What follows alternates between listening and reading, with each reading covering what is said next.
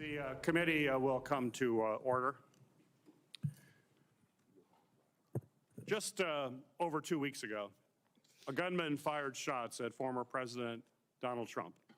This assassination attempt wounded the former president and caused the death of Corey Competore, a husband, father of two, and former fire chief, who was attending the rally with his family.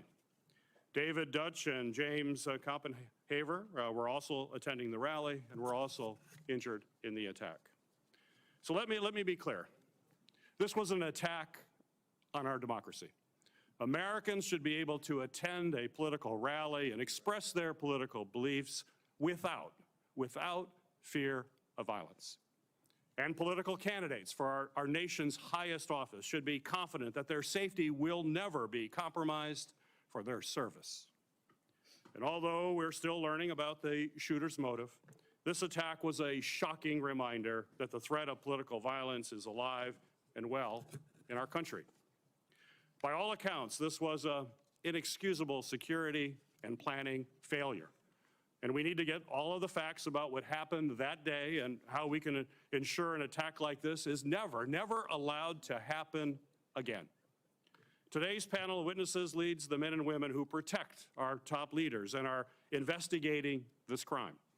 And I want to thank them both for being here today, as well as the Secret Service and FBI for a very productive and informative briefing with our committees last week. Today, our witnesses will help us begin to answer critical questions and get the information that we need to implement reforms that are clearly needed to strengthen security protocols for the U.S. Secret Service and the people who receive their protection. The Homeland Security and Governmental Affairs Committee has already begun that work. This discussion comes in the midst of a bipartisan investigation that Senator Paul and I have launched, in which we launched shortly after the assassination attempt took place.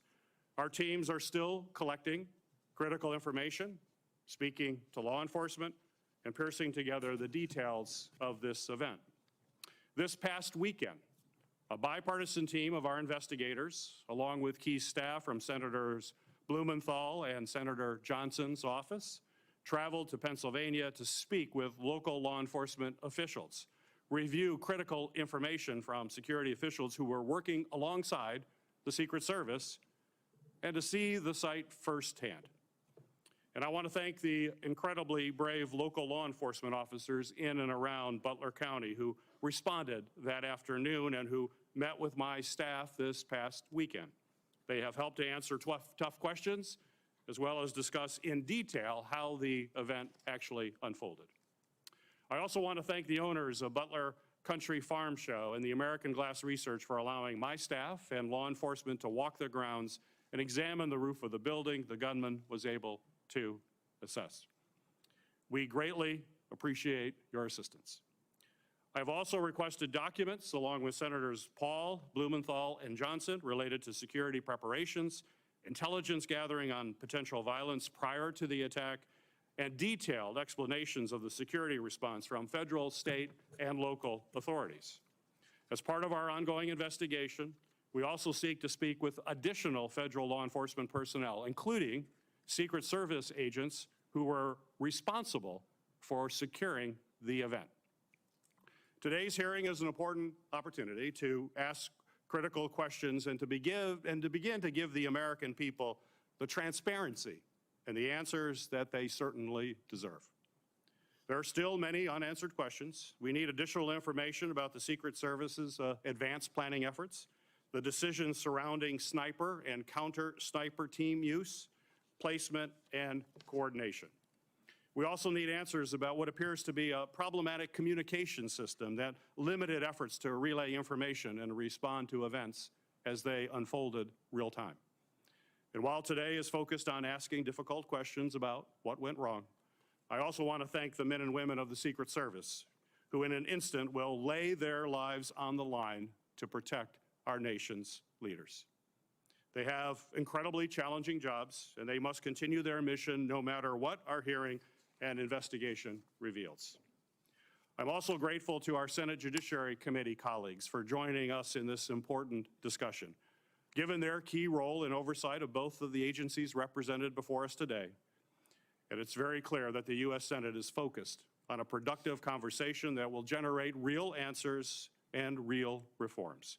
And I appreciate all the work from members of both of our committees to help us achieve this absolutely essential goal. I would now like to recognize Ranking Member Paul for his opening remarks. 18 days ago, a would-be assassin managed to climb onto a roof 400 feet from the stage where the former president and leading presidential candidate Donald Trump was speaking. The assassin's bullet struck President Trump, narrowly missing a fatal blow thanks to a last-minute head turn. Tragically, not everyone was so fortunate. A beloved husband and father in the audience was killed, his life stolen in an instant. 2 others remain seriously injured, their futures uncertain. The lives of law enforcement officers working the event and those in the audience have been forever changed. Yet the media has shamefully moved on to other stories, and Google has been caught trying to suppress iconic images of a bloody Donald Trump, images showcasing the resolve of our nation in the face of the attack. But the American people have not forgotten, and we will not forget. There is no question that this was a monumental failure by the Secret Service. They had one job, and they failed. We know that. What remains unclear is who specifically failed, how they failed, and what must be done to ensure that something like this never happens again.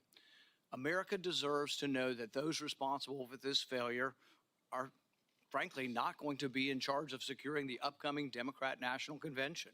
We need to know that someone's been placed on suspension, that someone won't be in charge of the next Donald Trump rally.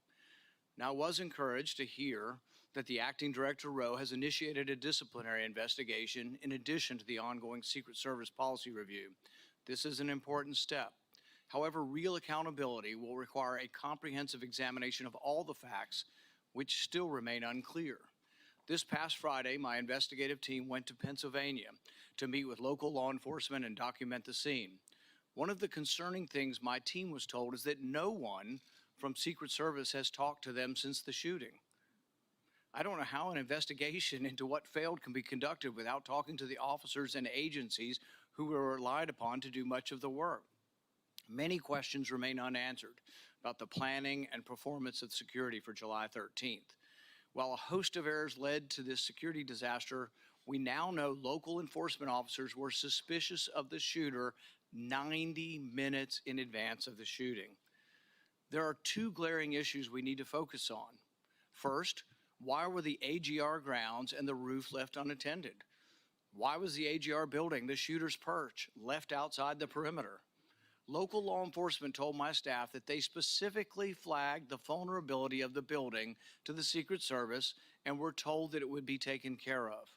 Clearly, these vulnerabilities were not addressed. Second, why was Donald Trump allowed to take the stage, and why wasn't he removed from the stage when a suspicious individual was taking increasingly suspicious activities? Over 20 minutes before President Trump began his speech, the Secret Service Command Center had been made aware of an individual with a rangefinder. At least 10 minutes before it was confirmed, the Secret Service's counter-sniper team had been made aware of the suspicious subject and provided a photograph and a detailed description. Why was the event not delayed until the individual was found and checked out? Interviews with local law enforcement paint a different picture in critical places from what we have been told by the Secret Service in other briefings. Now we need to hear from the Secret Service agents responsible for security that day. Our committee has formally requested interviews with those agents, but we have not yet been allowed to speak to them. I expect Director Rowe today to tell us when we will be allowed to talk to these people. Finally, let me close with this. Mistakes, grave mistakes were made on July 13th, but that does not take away from the bravery of dozens of federal, state, and local officers that day. We are grateful for their sacrifices and professionalism. They deserve the truth now also. It is our duty and our utmost responsibility to ensure that we learn from this failure and hold those responsible accountable. I would now like to recognize Chairman Durbin of the Senate Judiciary Committee for his opening remarks. Thank you, Senator Peters. This is a rare joint meeting of the 2 committees, but we have matching jurisdiction, and I think it's the most efficient way to get to the truth. So thank you for letting us join you today. We've all seen the movies. We've read the books. The international assassin with sophisticated technology, elaborate plans, well-honed skills, sets out to kill a leading political figure in the United States. But how does that match the reality of what happened in Butler, Pennsylvania, when a 20-year-old introverted college student outsmarted one of the most sophisticated American law enforcement agencies in history, came within an inch of killing a former president of the United States? That's why we gather today to ask these hard questions. There's more to this story and other aspects that we ought to consider as well. We cannot lose sight of the factor that contributed to the violence on July 13th. Widespread, easy access to AR-15 military-style rifles. While we rely on the Secret Service to protect elected officials, we must acknowledge the unique challenges they face in light of the proliferation of weapons of war on our street. Pennsylvania, like many states, allows individuals to openly carry a loaded rifle without a permit. To make matters worse, assault rifles can easily be purchased from unlicensed dealers without a background check because of dangerous loopholes in our gun laws. This same kind of firearm has been used to carry out mass shootings in Newtown, Uvalde, Las Vegas, and Highland Park, Illinois, killing dozens of children and adults and injuring many more. Looking across this dais, I recognize we have our differences on many issues. But when it comes to the protection of the president and presidential candidates, we should stand united. We know that protecting our elected officials is essential to a functioning democracy. I hope this hearing can be an example of how we will work together on a bipartisan basis to not only understand this shocking event, but to ensure it never happens again. We must do this without the incendiary language and conspiracy mongering that too often dominates our political discourse today. Ongoing investigations by the Secret Service and the FBI are critical, but Congress, the victims' families, and the American people deserve transparency and accountability now. I'll now turn to my partner on the Judiciary Committee, Ranking Member Lindsey Graham. Thank you, Mr. Chairman. Several of us from the military have a military background. If this happened in the military, a lot of people would be fired. And if a lot of people are not fired, the system failed yet again. Having said that, the people who are brave and jumped on the stage to protect the president need to be applauded. We need to learn what happened, make corrective action, but somebody's got to be fired. Nothing's going to change until somebody loses their job. Thank you. It's the practice of the Homeland Security and Governmental Affairs Committee to swear in witnesses. So if our two witnesses could please stand and raise your right hand. Do you swear that the testimony you will give before this committee will be the truth, the whole truth, and nothing but the truth, so help you God? Thank you. You may be seated. Our first witness is Ronald Rowe, Jr. Mr. Rowe is currently the Acting Director of the United States Secret Service. Prior to this role, Acting Director Rowe was the 23rd Deputy Director of the Secret Service. He has had a distinguished 25-year career in the Secret Service, from coordinating major security operations to collaborating with other government and law enforcement agencies. Additionally, he has served as the Chief of Staff to the Director, as Deputy Assistant Director for the Office of Protective Operations, and as Deputy Assistant Director for the Office of Intergovernmental and Legislative Affairs. Mr. Director, thank you for appearing before this committee today. You are now recognized for your opening statement. Good morning, Chairman Peters, Chairman Durbin, Ranking Member Paul, Ranking Member Graham, and distinguished members of the committees. Thank you for the opportunity to appear before you today. A critical part of the Secret Service mission is protecting our nation's current and former government leaders. The attempted assassination of former President Donald J. Trump on Saturday, July 13th, 2024, in Butler, Pennsylvania, was a failure on multiple levels. I join you and all Americans in condemning the horrific assault on former President Trump, Corey Comparator, James Copenhaver, and David Dutch. And I extend my deepest sympathies to the Comparator family and my sincere wishes for Mr. Copenhaver and Mr. Dutch's continued recovery. Before I begin, though, I want to commend the heroic actions of the men and women of the United States Secret Service on July 13th. Our special agents shielded the former president with their bodies while shots were still being fired, selflessly, willing to make the ultimate sacrifice without hesitation. I am extremely proud of these actions and those taken by the counter-sniper team to neutralize the threat that prevented further loss of life. And I applaud the actions of our tactical teams that responded so quickly. I would also like to express my gratitude to our federal, state, and local partners.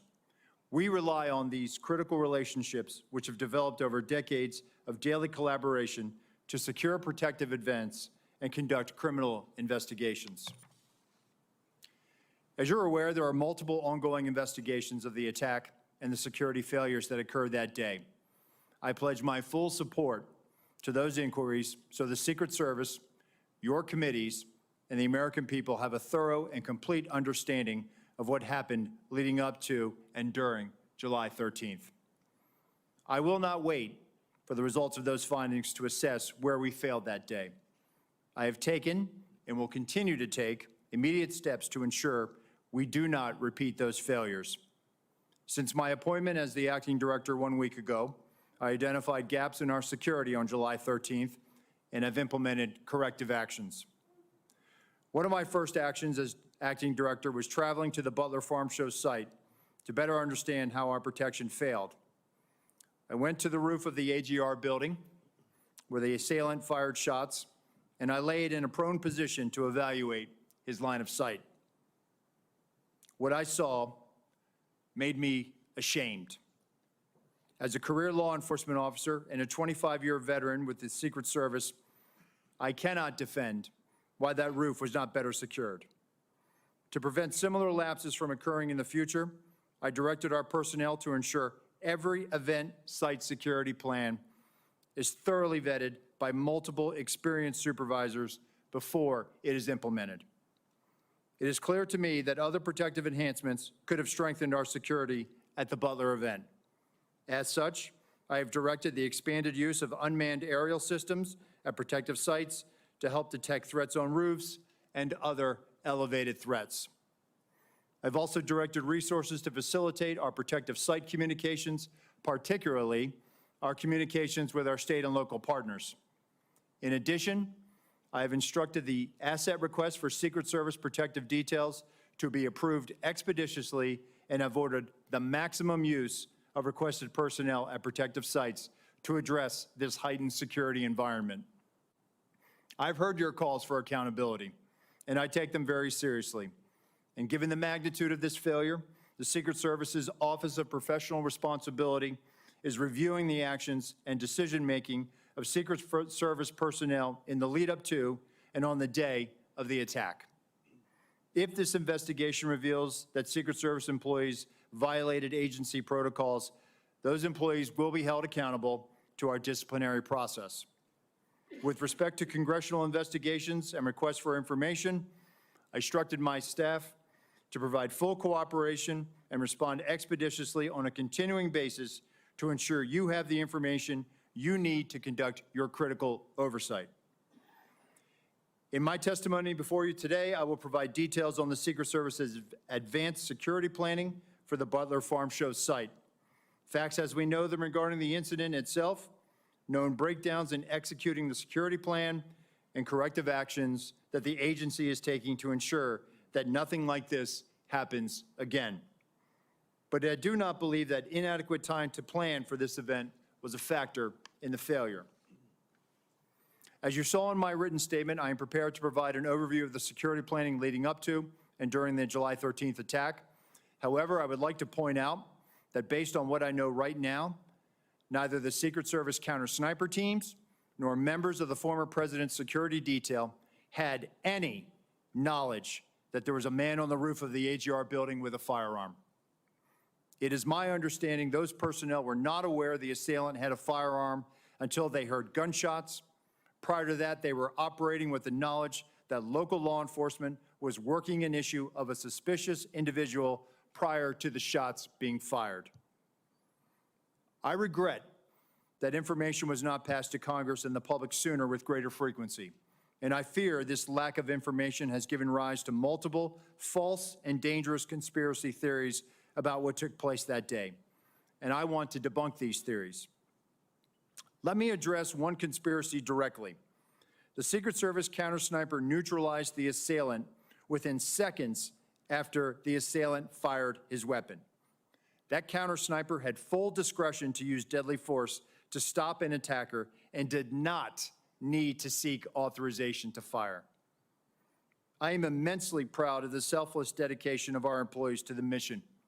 Every day, across the globe, the men and women answer the call to protect our nation's leaders, and the standard is no fail for a reason.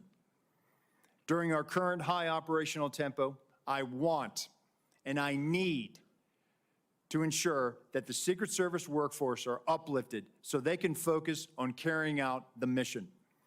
They have my full support, and I'm confident in their abilities to ensure the safety and security of the people we protect. They are worthy of trust and confidence, and they deserve your support as well as the support of the American people.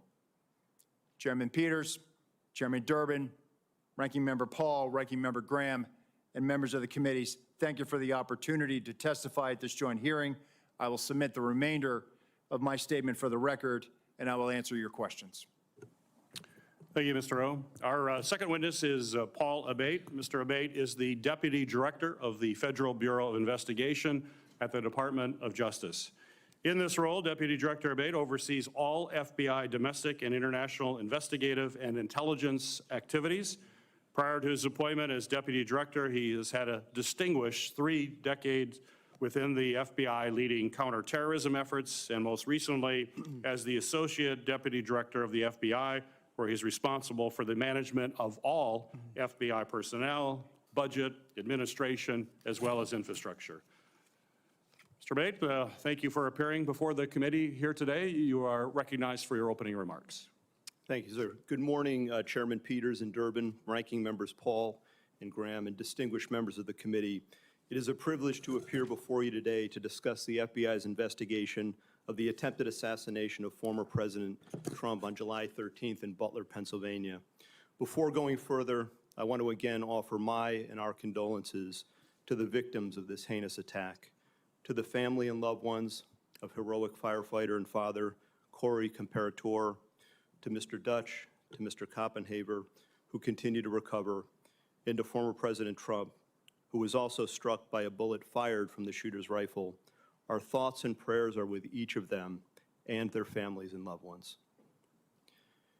Within minutes of the attack, the FBI field office in Pittsburgh, Pennsylvania, received notification of the assassination attempt and responded to the scene immediately with a surge of resources, quickly moving forward on the investigation. From the outset, the FBI has been investigating this attack as an assassination attempt and an act of domestic terrorism. Our team continues to conduct a full, thorough, and objective investigation and will continue to follow all leads and avenues of investigation to logical conclusion, leaving no stone unturned. While it's not typical to provide details of an ongoing investigation, this, as we all know, is an extraordinarily tragic set of circumstances of the utmost national importance, making it essential to inform the American public and Congress what is known right now with full transparency. The investigation remains focused, of course, on determining motive, identifying any potential co-conspirators or others with knowledge of the attack, and building out a timeline of shooter Thomas Crook's actions in advance of and during the attack. Thus far, though absolutely nothing has been ruled out, the investigation has not identified a motive, nor any co-conspirators or others with advanced knowledge. To date, the FBI team has conducted more than 460 interviews, executed search warrants, including at the shooter's residence, and seized electronic media to include phones, laptops, hard drives, and thumb drives. Legal process has been issued to dozens of companies, and we've received more than 2,000 tips from the public. The full resources of the FBI have been brought to bear in furtherance of the investigation. Agents, analysts, professional staff, experts. I've personally visited the site of this horrific attack and seen firsthand the work of FBI Pittsburgh and our partners on the front line, and want to thank all involved for their ongoing and tireless efforts to get the answers that we need and to deliver justice. Specialized resources deployed included evidence response teams, victim services specialists, laboratory and operational technology division resources to process physical and digital evidence, a shooting reconstruction team. Additionally, our explosive experts have analyzed the 3 IEDs recovered, 2 from the shooter's vehicle, 1 from the family residence. And our behavioral analysis unit, importantly, is helping to build a profile of the shooter to include his mental state. Next, I want to provide a brief highlighted overview of the timeline that has been established to date through witness interviews and other information. Again, this is our understanding at present and is subject to change and further refinement as more facts are collected. On July 3rd, the rally in Butler, Pennsylvania was announced. On July 6th, the shooter registered to attend the rally and performed a search for, quote, how far was Oswald from Kennedy? On July 7th, the shooter traveled from his home to the Butler Farm Show grounds and remained there for approximately 20 minutes.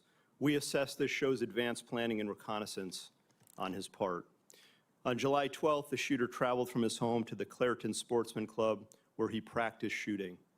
On the morning of July 13th, at approximately 10 a.m., the shooter returned to the farm show grounds and remained there for about 70 minutes before returning home again.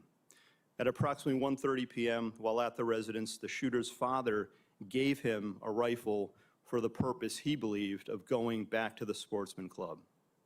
About 25 minutes later, the shooter purchased ammunition while en route to the Butler Farm Show grounds. The subject then arrived at the scene and was moving around the farm show grounds close to the American Glass Research AGR building, from which he ultimately committed the attack.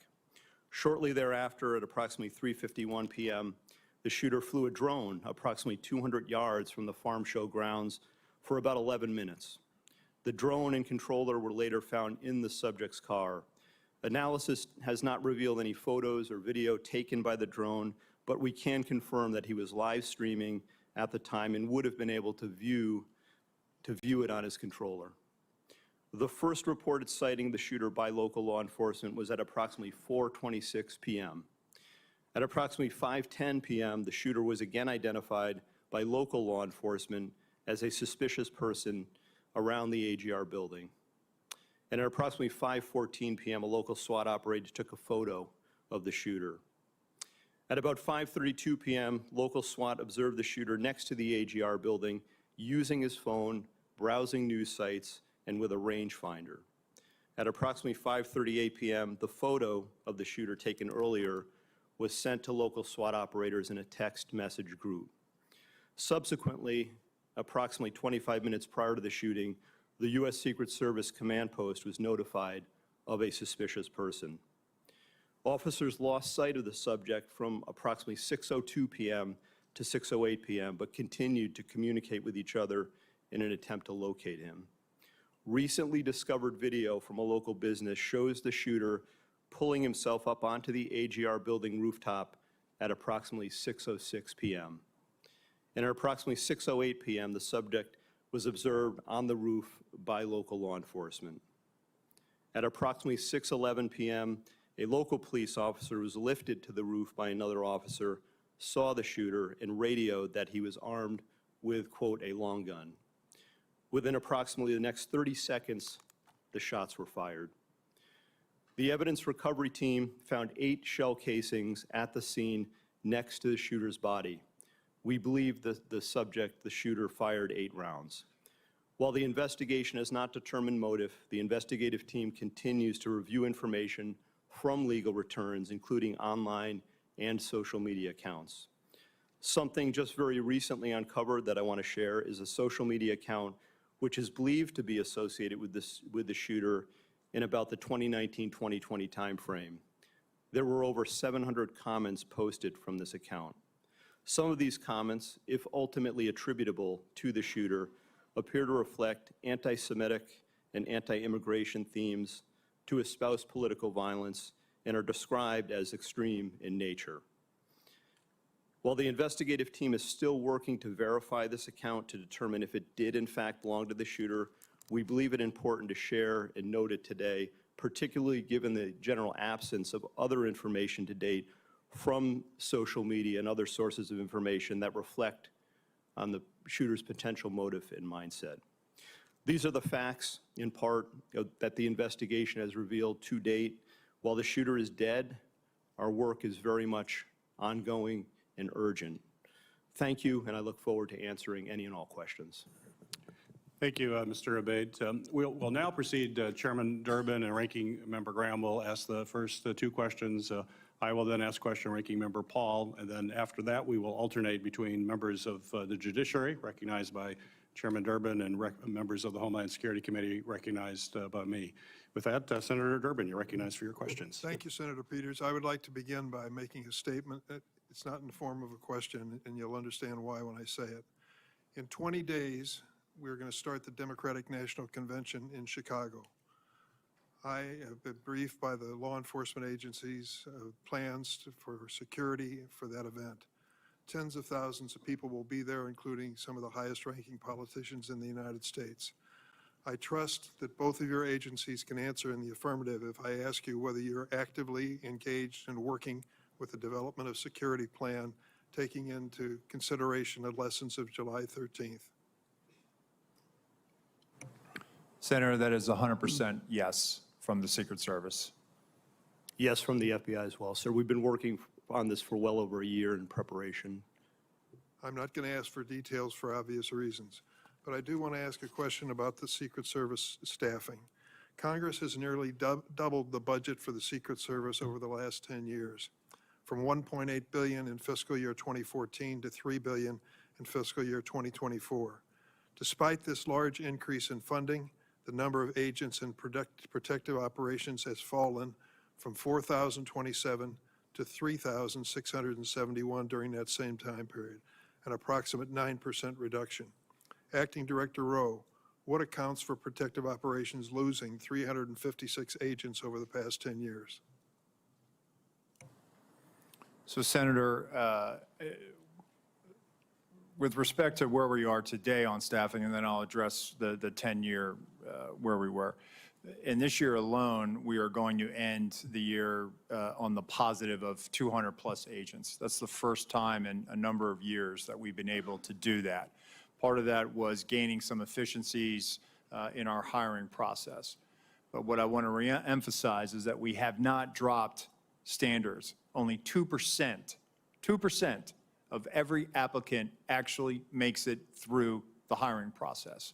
We are filling our classes at the Federal Law Enforcement Training Center, and we are doing this ramp up as part of what lies ahead of us with the LA Olympics in 2028. With respect to what has happened in years prior, this is a difficult and challenging job, being a Secret Service agent. Living your life by somebody else's schedule, constantly away from your family, constantly having to meet increased operational and investigative demands, which we gladly do. But it's not for everyone.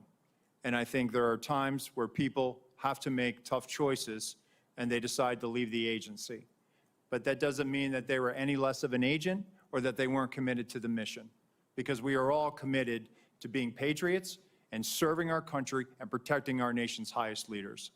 I think there was a variety of factors. Some of it was the pandemic. Some of it was the economy or other opportunities. We have people that are very skilled in cyber that often leave the job. Some of the protective skills that they acquire are also in demand in the private sector. But some of the mechanisms that we've put in place just in the last year is also retaining our workforce. And that's what we are focused on right now. The Government Accountability Office has determined that restaffing from these losses have been slowed due to a number of factors, including the years-long background checks for prospective agents and the assignments agents must work through before being assigned to protection. Given these constraints, what steps have you taken to improve recruitment?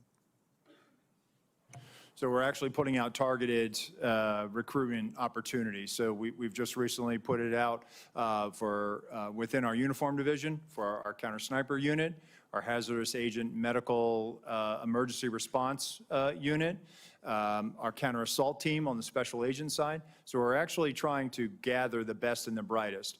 And I will tell you that we are having great success with a lot of these vacancies. But what I want to reiterate is that, for example, on the counter assault vacancy, we had 700 applicants that applied for this.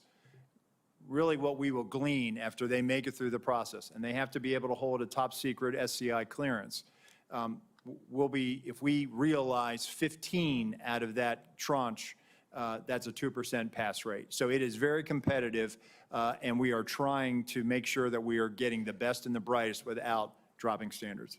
One last question for either one of you. What is the purpose of a rangefinder? And once this assassin was identified as using a rangefinder, wasn't that proof positive that he was a dangerous individual? So I'll say, Senator, that obviously somebody is trying to determine where they are in proximity to a location, a fixed location. I'll defer to my colleague here, but I believe it was a recreation or sports related. I thought I had read that it was a golf range finder. Nonetheless, it still would have provided him the ability to provide the distance that he was away from his intended target. Wasn't that enough? As far as raising suspicion, Yes, I think he was identified as being suspicious by local law enforcement. and nothing happened. Well, I know that local law enforcement was attempting to locate him. Thank you, Mr. Chairman. Thank you, Member Graham. Thank you. Let's go back to the resources. Do you need more money? Senator, listen, there isn't a single branch, or a single agency in the executive branch that that needs more money. Everyone would take more resources. We've had a great relationship with the Department of Homeland Security, the Office of Management and Budget. Do you feel constrained to ask for more resources by anybody? No, sir, we don't. And actually, we have a great relationship with our appropriators and obviously the authorizing committees, and they have always looked out for the Secret Service. So I would encourage you to think big when it comes to resourcing the department in light of what happened here. At the time of the shooting, the Iranians were threatening high-level American officials, including President Trump, right? Senator, it's widely Is that right, known. FBI? Yes, Senator, that's 100% Did that correct. factor into the security footprint?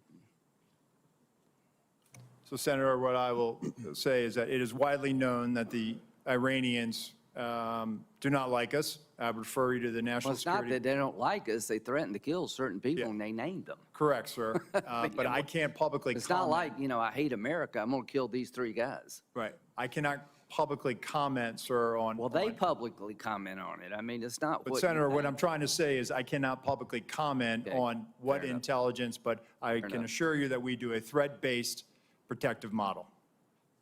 I'd like to have that model provided to the committee.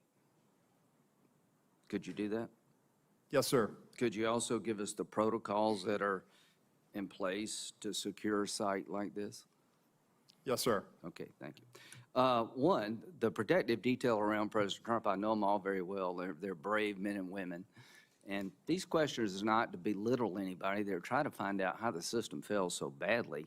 You say you're not reluctant to ask for more money. What do we need to do to make it easier to hire people without lowering our standards? I mean, I know it's a hard job. Can we do anything to help you? So I think we're willing to take that back, sir. I think we're working on our time to hire. We've Well, if you had actually- more people, you'd have more time off. That's true, sir. Yes. Okay, well, let's get more people, more time off. These are tough jobs. I mean, people in this committee know. Yes, I don't sir. know how they hold a family together doing what they're doing. It's the military really on steroids. The encrypted app. Paul, can you tell us about these apps? Have they been broken into? The guy had some apps that were encrypted. I think we've experienced a range of returns on this. Some of the applications that he was using online were encrypted, in nature, some of the email accounts. Have we that he broken present- into them? We've received returns. There are some that we have not been able to get information back because of their encrypted nature. Is That there any in way fact to true. solve that problem? Sir, Senator, we've talked about this before. We need a solution that provides lawful access to law So enforcement. you're telling me the guy that took 8 shots at the president, former president, has apps that we can't get into that may, if you could get into, reveal some relevant information? That is correct, Senator. So if he were talking to some foreign power, and I don't think any foreign power would hire this guy, by the way, so I'm not overly worried this was some great plot by the Iranians, because they couldn't even think of this.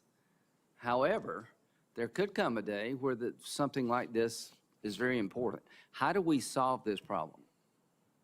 Senator, as we've been saying, we need a solution that provides lawful access where when we go to So a you're company. telling me, I agree with you, I'm not blaming you.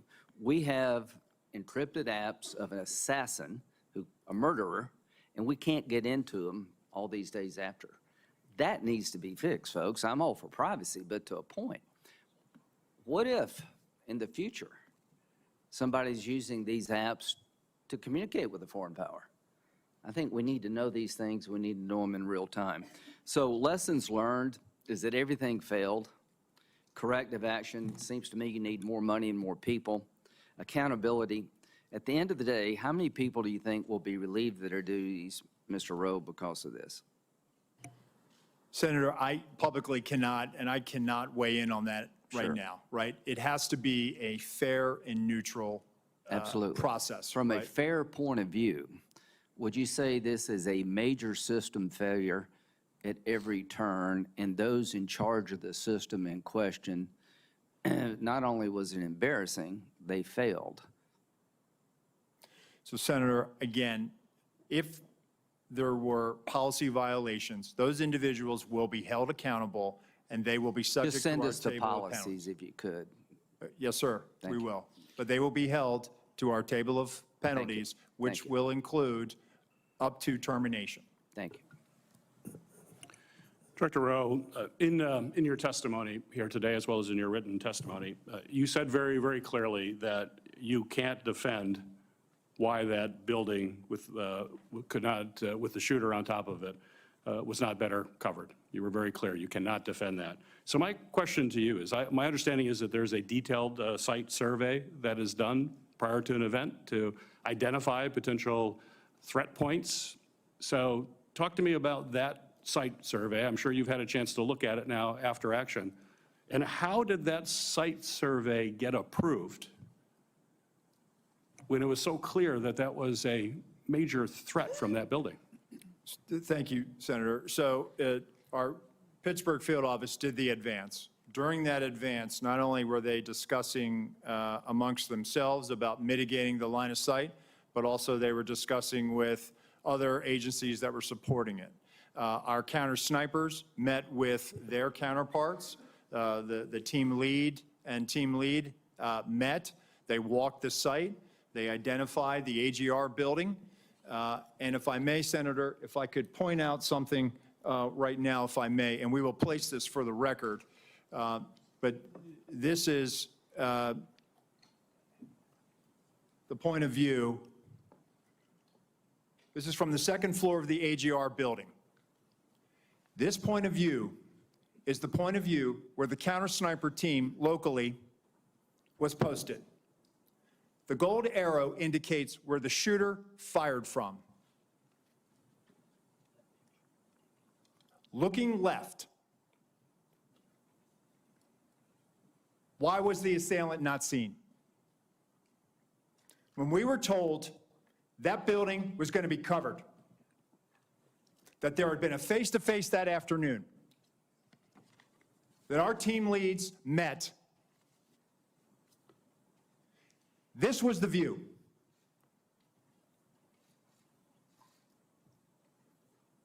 Let me show you another view, Senator. B.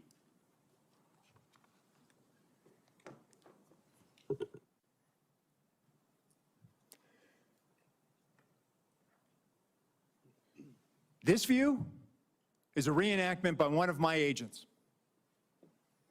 laying flat. There was a 5-inch rise on the middle of that roof. The assailant would have had to present his bore over that to get his shot off. The view underneath reflects the perspective that he would have had. Again, I call your attention back to the first exhibit, if they'd have looked left. Give me C.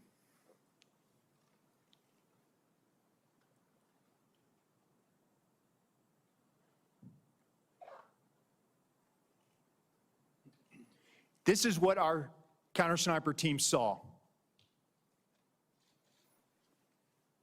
Shooter, no elbows, you barely make out the crown of his head. Below it, the assailant up prone. And let me just tell you, our counter sniper, this individual, I know him, I consider him a friend. He has covered me operationally in conflict zones. And when I did my time on the President's detail, he exemplifies the courage, the skill, and the ability to respond under great stress in such short time to neutralize the threat and prevent further loss of life. Getting back to your question, Senator, these were discussions that were had between the Pittsburgh field office, the local counterparts, and everyone supporting that visit that day. And that's why when I laid in that position, I could not, and I will not, and I cannot understand why there was not better coverage, or at least somebody looking at that roof line when that's where they were posted. Director Rowe, the Secret Service, state and local law enforcement were on multiple communication channels, is my understanding, during that time. And as a result, local law enforcement was only able to call in to a state command center that was then relayed from the Secret Service. This seemed to be a recurring issue in emergency situations that we're finding with the federal government, that there's not a seamless way to communicate, particularly if you're relying on local law enforcement to deal with what was clearly a major vulnerability. Local law enforcement in Butler told my staff that they had no way of communicating directly with the Secret Service. And if I listened to Mr. Bates saying there was about 30 seconds between when the local law enforcement reported that there was a man on the roof with a gun, 30 seconds, if it's communicated directly to a counter sniper team, would that be enough time to react prior to the firing of those shots? Senator, if we'd had that information, they would have been able to address it more quickly. It appears that that information was stuck or siloed in that state and local channel. I will tell you, though, that there were, our tactical elements did have, not only did they have embeds from Butler County ESU with them, but they also had radios on the tactical net. It is troubling to me that we did not get that information as quickly as we should have. We didn't know that there was this incident going on, and the only thing we had was that locals were working an issue at the 3 o'clock, which would have been the former president's right-hand side, which is where the shot came. Nothing about man on the roof, nothing about man with a gun. None of that information ever made it over our net. So that will change? Yes, sir. We are working right now to figure out the interoperability and also make sure that we do have access to those channels, whether through the counterpart system or some other means. Very good. Ranking Member Paul, you're recognized for your questions. Director Rowe, I'm encouraged by your attitude and what you brought here today, what you've talked about as far as immediate changes that you've made, and I hope you'll follow through with that. I'm encouraged by the fact that you acknowledge that it's indefensible that the roof was unattended. Would you say the roof being unattended breaches standard protocol for setting up a security perimeter? What I would say, Senator, is that that roof should have had better coverage, and we will get to the bottom of if there were any policy violations. I would think indefensible would go along with breaching protocol, and I can't imagine how indefensible would not be breaching protocol. What I would caution, though, is that I sense, and you're the Secret Service, and these people are your friends, and they are heroic people who do good things, that we can't let our friendships blind us from responsibility. So someone's in charge of the security at the zone. Would the Secret Service be in charge of the entire operation, and they work with law enforcement, but they're in charge? The person in charge of the entire operation is the Secret Service, not the local police. You're correct, sir. This is a failure of the Secret Service. So that's what I mean. And look, I don't wish anybody harm. I appreciate the bravery of the Capitol Hill Police. I was at the shooting at the ball field. I've heard 100 shots coming my way. Fortunately, none came to me. But I appreciate the bravery of all the people who protect us.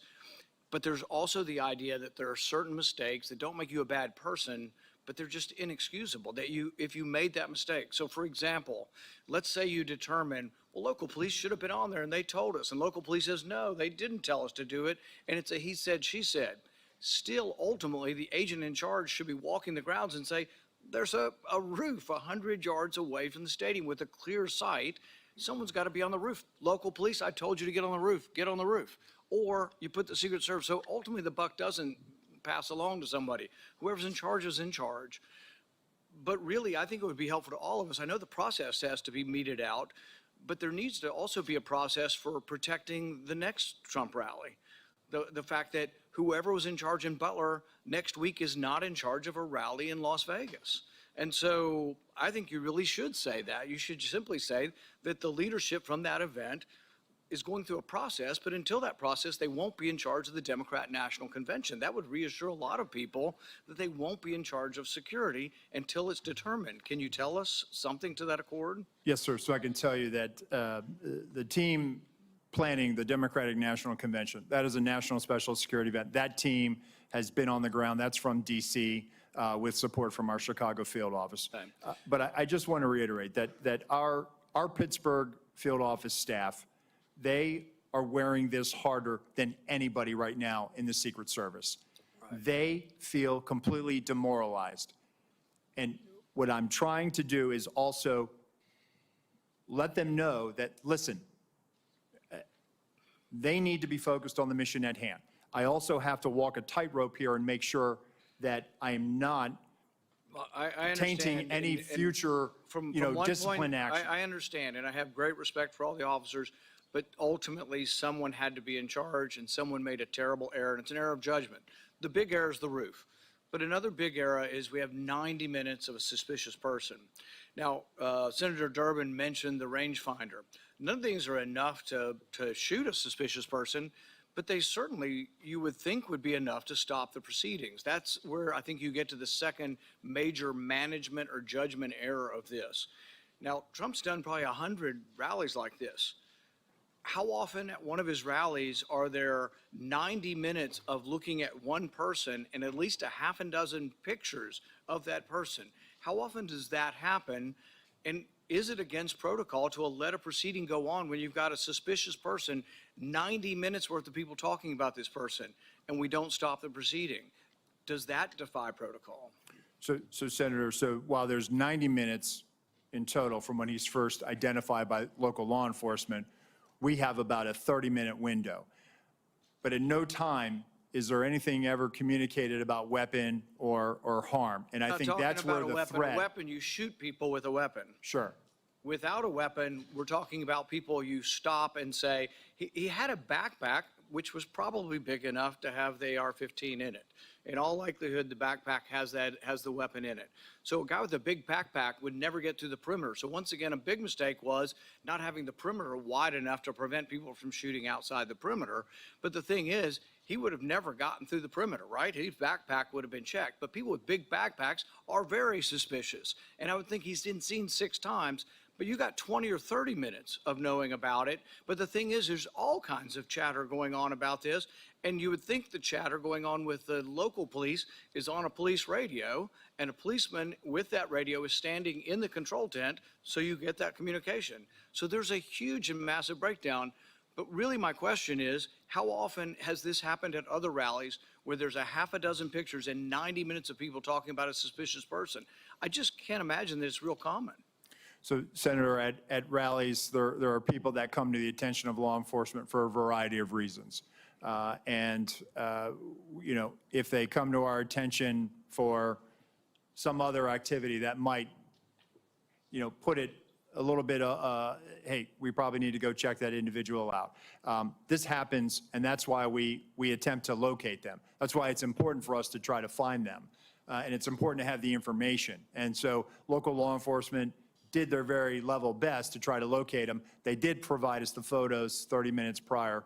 It just, he evaded any detection by law enforcement. But once again, it's the overall person in charge. It's a terrible breakdown. It's a terrible management decision not to have stopped it. There was a chance to stop the proceeding, and the question is not whether there's enough information to take down an individual. It's a much lower standard to say, hey, we're going to wait until we get this individual.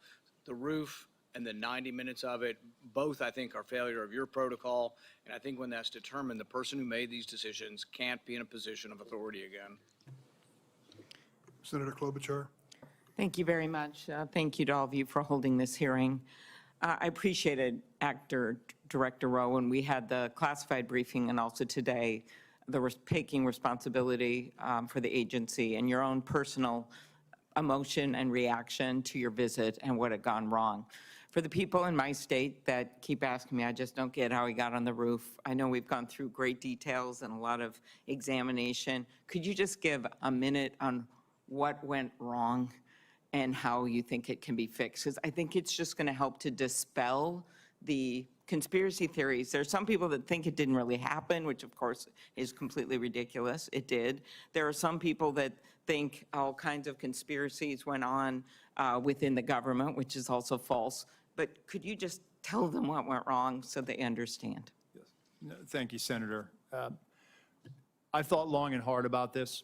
I think this was a failure of imagination, a failure to imagine that we actually do live in a very dangerous world where people do actually want to do harm to our protectees. I think it was a failure to challenge our own assumptions, the assumptions that we know our partners are going to do everything they can, and they do this every day. But we didn't challenge our own assumptions of, we assume that someone's going to cover that. We assume that there's going to be uniformed presence. We didn't challenge that internally during that advance. So moving forward, I've directed that when we're talking to people and we're making requests, we are very specific about what we want. We are providing explicit instructions on exactly what our expectation is and what we need them to do and what we want them to do. That's the only way that we're going to be able to move forward beyond this.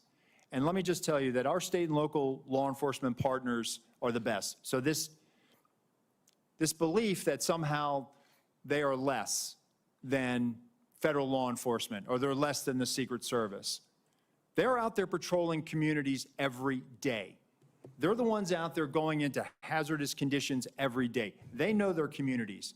They have the ability to enforce state and local laws. Our advanced agents do not. Right. We need them, and we need them to be partners with us, and I think we need to be very clear to them, and that may have contributed to this situation. Yeah, appreciate that. I have the same respect. Next, one of the things you mentioned to me was, and to all of us, was in this other briefing, was just the texting protocol. And I think a lot of us think about this in non-security settings, about how people are just texting all the time instead of talking, and how it takes our eyes off, in your case, the target. Could you talk about what might have gone wrong there and how you think things could change when there's the hope is that their eyes are constantly on the scene and on the potential targets and risks? Thank you, Senator. So again, we need people focused on the problem or on their area of responsibility. It was great that there was a text chain, but that communication needs to go over the net. It needs to go over a radio channel so that everyone has situational awareness of it. And the point I was making in the closed door briefing is that we have to get to a point now where we are using our radio systems to have that collective awareness of this. I think, one of the things that I've directed is that in addition to the interoperability, we're going to roll out common operating a common operating platform that we utilize for national special security events. We have the ability to roll that out to the field that has a Blue Force tracker in it that's able to, where you can put where all your state and local assets are, where our federal assets are. But in addition to that, I want people using the radio. So it's great that the tactical elements are talking to each other. It's great that the shift is talking to each other, but we have to be able to make sure that whenever we come across a situation, that everyone has situational awareness of this. And I will take this, you know, in my time when I was operational in the President's detail, we were given the explicit instruction, hey, if you're going to pass it, if it's relevant enough that you feel like you need to pass that information, do it over the radio. And that was the protocol that we had. And I think over the years, perhaps with the advent of technology and smartphones, perhaps we've gotten away from that. But we need to get people back on the scope, back on mission, back focused on what they need to be responsible for. Okay, and the next question I'll put in writing. Thank you very much of you, Mr. Abate, but it's just pointing out that we've seen this rise in threats against members of Congress, which of course is relevant to this. 8,000 just last year, more than 4 times over the past 7 years. I'll want to ask you in writing about the steps that the Justice Department is taking to prioritize these cases. I know there's been some changes made. Yes, Senator, it's of our highest priority, and we're urgently working on it 24/7 every day to protect each and every one of you here. Appreciate it. Thank you, both of you. Senator Carper, recognized for your question. Thanks very much. Mr. Rowe, Mr. Abate, thank you for joining us today. I have the privilege of representing Delaware, the first state to ratify the Constitution. We did that over 200 years ago, and the Constitution sort of outlines how we elect our leaders. And it changes with respect to technology over the years. But there's, for as long as we've been a country, threats to our leaders when they pursue elective office. We're going to be gathering, some of us will be gathering in Chicago in just a few weeks. Others will be gathering in other parts of the country to help make sure that what was adopted in that original Constitution is actually carried out faithfully. And it's just incredibly important that those who aspire to elective office and those who take on those challenges are protected, and their families are protected, as well as those who surround them. I share with my colleagues my prayers for those who have been killed or injured on July 13th. We're grateful that one of our presidential candidates is okay. But I have a question about what I can't get over how a 20-year-old loner could somehow outsmart two of the smartest federal agencies and state agencies and law enforcement with an odds of like 1,000 to 1, and be able to almost pull this off. It just blows my mind. Hopefully we'll get to the truth in all of that. I'm a Navy guy. I spent many years of my life in the Navy. I learned as a midshipman that when the ship runs aground at sea, the commanding officer is held responsible. Whether the commanding officer is awake, asleep, at the helm, but the commanding officer is held responsible. And I think we have to make, at the end of the day, I'm not interested in a blame game, but I'm sure interested in finding out who was responsible and making sure that they account for their responsibility. My question is, what policies are currently in place to facilitate real-time information sharing between the Secret Service and local law enforcement during an event? And what changes to information sharing practices will the Secret Service make in light of the apparent breakdown in communications on July 13th? Thank you for that question, Senator. So we're looking at our procedures. We rely on a counterpart system. And the radio interoperability it's a complex challenge. It's not just about being able to find whatever frequency our local counterparts are on and then just piping it in. There's some technical challenges that have to be there. So to alleviate that, we've always relied on a security room where we have representatives from the local agencies.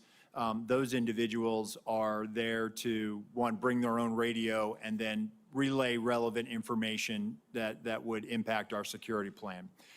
I think what I'm looking at, and again, what I'm in looking at this situation is there was a unified command post, and we had our security room, and we had communications that day at the Butler Farm site were challenging. Not just challenging for the Secret Service, but for challenging for locals. There were some cellular issues. There were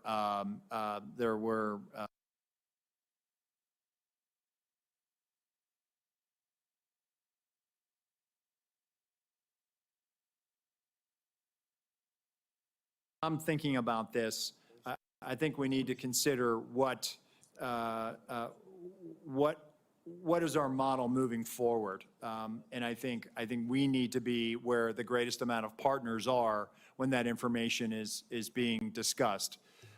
The other thing that I'm looking at is we need to also make sure that we have redundancies as far as cellular on the ground or additional repeaters. And so I've directed our Chief Information Officer to do that, and we are rolling assets out now supporting campaign sites. Thank you.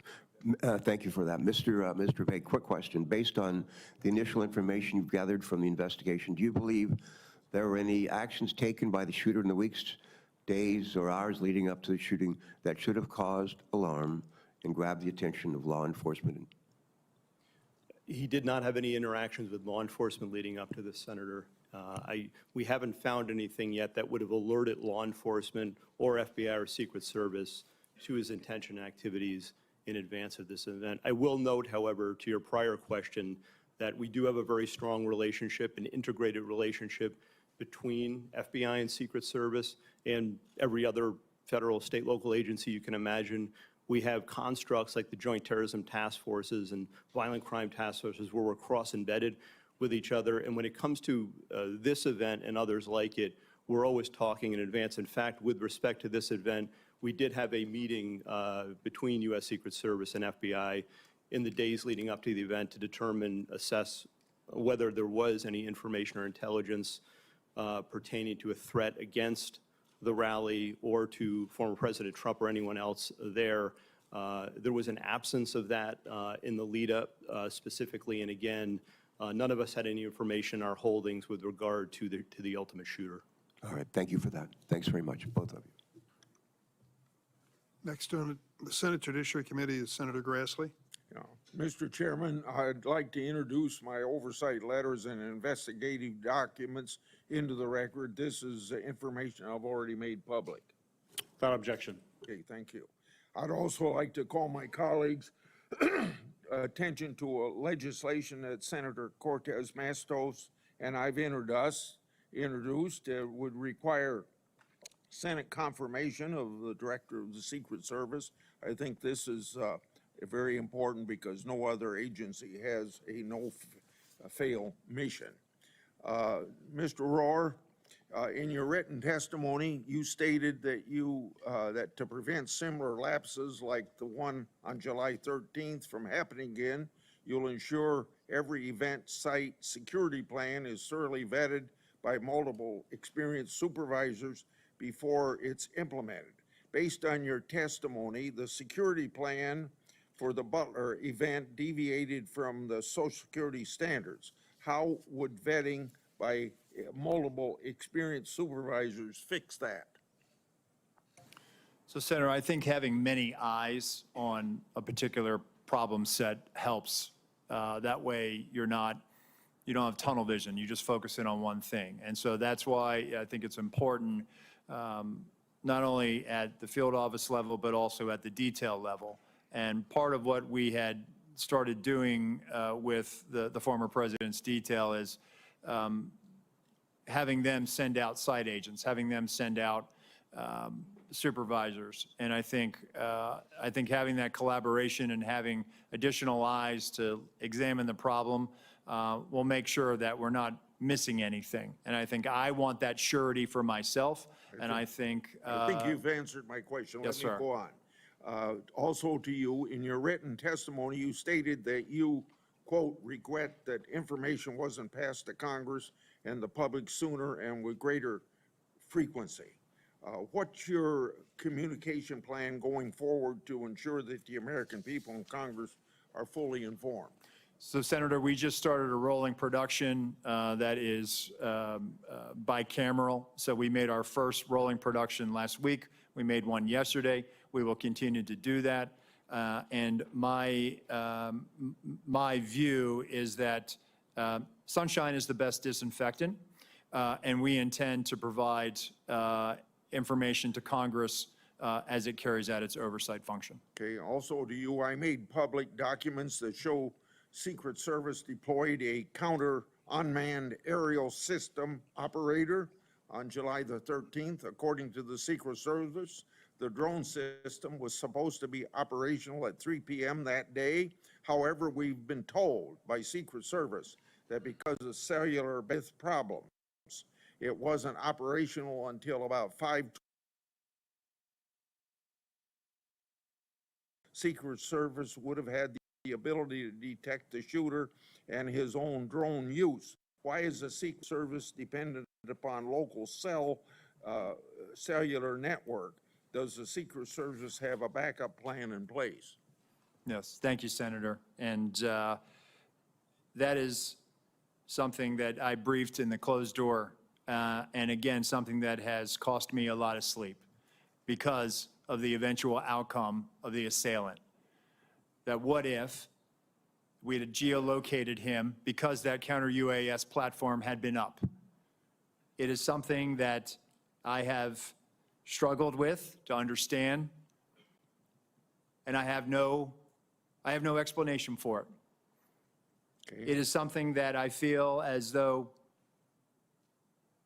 we could have perhaps found him. We could have maybe stopped him. Maybe on that particular day, he would have decided this isn't the day to do it because law enforcement just found me flying my drone. People fly drones all the time on the peripheries of our sites. And we go out and we talk to them and we ascertain what their intentions are. On this day in particular, because of the connectivity challenge, as you noted, there was a delay and he flew his drone at 3:51 approximately. So moving forward, we are leveraging resources from the Department of Homeland Security and others to make sure that we have dedicated connectivity so that we're not reliant on public domain, so that we can ensure that whatever assets we have in place, those assets are operational. And that is my commitment to you, that we are going to make sure we're going to do that, and that is something we are moving out on. Thank you, and I hope that you'll answer some of my other questions in writing. Senator Johnson, recognized for your questions. Thank you, Mr. Chairman. Acting Director Rowe, in our secure briefing last week, I made the point that if you don't want conspiracy theories to spread, you need to provide information. You know, I appreciate these photos today. These things could have been released literally within days, and a whole lot more information as well. So Congress needs to provide oversight. We don't have certain investigatory tools like you have, but what we can do is do interviews. So Acting Director Rowe, did you receive our letter from July 25th requesting interviews with 13 individuals of the Secret Service? We are in receipt of that letter, Senator. And I don't, Deputy Director Abate, have you seen that letter as well? Do you know who we're requesting interviews with? Senator, I have not seen Okay. the letter. Do you know whether those individuals submitted to interviews with the FBI, Acting Director Rowe? We're in the process. Those employees are being interviewed if they have not already been interviewed, sir. Are those interviews being transcribed? The FBI interviews, sir? Yes. Well, we have 302s on those. Yes, Senator, we will. Okay, when will Congress get those 302s? When will we get those transcriptions of those interviews? Senator, I'll take that back and we'll get those to you as soon as possible. So Acting Director Rowe, when will those individuals be made available for Congress, for this committee to interview them? Senator, we'll make them available. How soon? Because memories are short, they can be influenced by events. We need these transcribed interviews as soon as possible. We will get that done, sir. Does the Secret Service use encrypted communications at events? On our radio nets, we do, sir. Are those memorialized? Are those saved? The radio traffic from Butler, we did not have recordings. Do you normally? Not on the road outside of DC or outside of a presidential or vice presidential stop. So communications between Secret Service agents will not be available like we've gotten the communications from local law enforcement. I'm sorry, Senator. So we're not going to be able to get those communications. You didn't save them, No, sir. which is very unfortunate. It is, sir, and moving forward, I've directed that we will now start recording those so that we will have them moving So, forward. and by the way, I'm going to ask for a number of things at the very end to be entered in the record, but one of my preliminary findings is that the Secret Service did not attend the 9 o'clock briefing the day of the event. In your testimony, you said that a site briefing was conducted with Secret Service personnel and law enforcement partners supporting the event. Those both can't be true. So local law enforcement do not believe Secret Service was present at the 9 o'clock briefing. Were they, or were they not? So, Senator, with respect to the snipers that went on national television and gave an interview and said that they did not get a briefing from the Secret Service, they were supporting through mutual aid, and our personnel briefed the tactical team leader was leading that element that was providing this counter sniper. Acting Director Rowe, you said that the Secret Service provides explicit instructions to the locals. Were explicit instructions provided to cover the roof of the AGR building and locals just not follow it, or were those explicit instructions not provided? It's my understanding what was communicated is that the locals had a plan and that they had been there before. So an awful lot of the chatter on social media has to do with is there partisanship in the Secret Service, providing coverage for some individuals and none for others, about Secret Service coverage or additional coverage enhancements being denied. Was there ever requested additional coverage for Mar-a-Lago? Senator, we have provided additional resources to the Mar-a-Lago residents. Was coverage asked for and denied ever?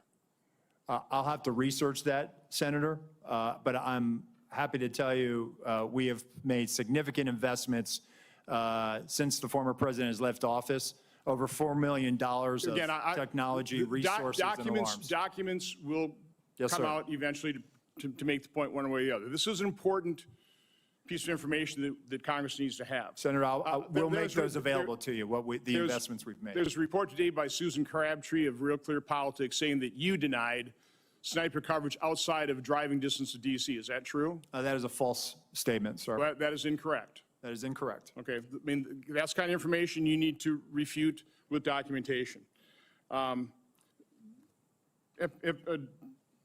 Deputy Director Abate, you said this is an assassination attempt and domestic terrorism. It's obviously assassination attempt. Why make the distinction? What is different about that? We think it's important to cover all the possibilities here in the reality of what we're dealing with and what we've all seen, Senator. And we've learned lessons from the past. The tragic shooting at the baseball field was referenced here. We've learned the lesson from that. That was not opened properly, and we've made changes in the Bureau, and it's reflected here in terms of how this investigation is being approached with a completely open mind and inclusive of all the possibilities, including domestic terrorism. I fear that makes investigation potentially partisan. Mr. Chairman, I would like to request that my July 14th letter to Attorney General Garland, Mayorkas, and Ray be entered in the record. It asks for all kinds of information, documentation, asks a lot of questions. My preliminary findings of July 21st and July 23rd, including timelines, a bunch of questions as well, be entered in the record. And then our updated timeline dated today. This goes not only by minute, by second, and we will continue to update this timeline as more information becomes public. This is the way you do investigation. We need to find out literally second by second what happens. So the American public understands the truth. Without objection, so ordered. Senator Butler? Thank you, Mr. Chairman. Thank you to both of our chairman and ranking members for holding this incredibly important hearing critically for the American people to understand the safety and security that is being provided to our national leaders. Thank you both for being here and for, again, answering the hard questions. This is a time of, I think, heightened attention, deservedly so, not only for our national leaders, but for the teacher who decides that they're going to go and participate in their democracy, or the firefighter who wants to hear the voice and vision of the potential next leader of this country. My thoughts and prayers really are with those Pennsylvania families who have lost loved ones or have been critically injured. as I offer my questions today, it would be in service to those, to preventing future incidents. But in the one question of looking backward to the event on the 13th, Director Abate, can you just talk a little bit about how did Mr. Crooks, how was he able to get an AR-15 onto the roof of that building?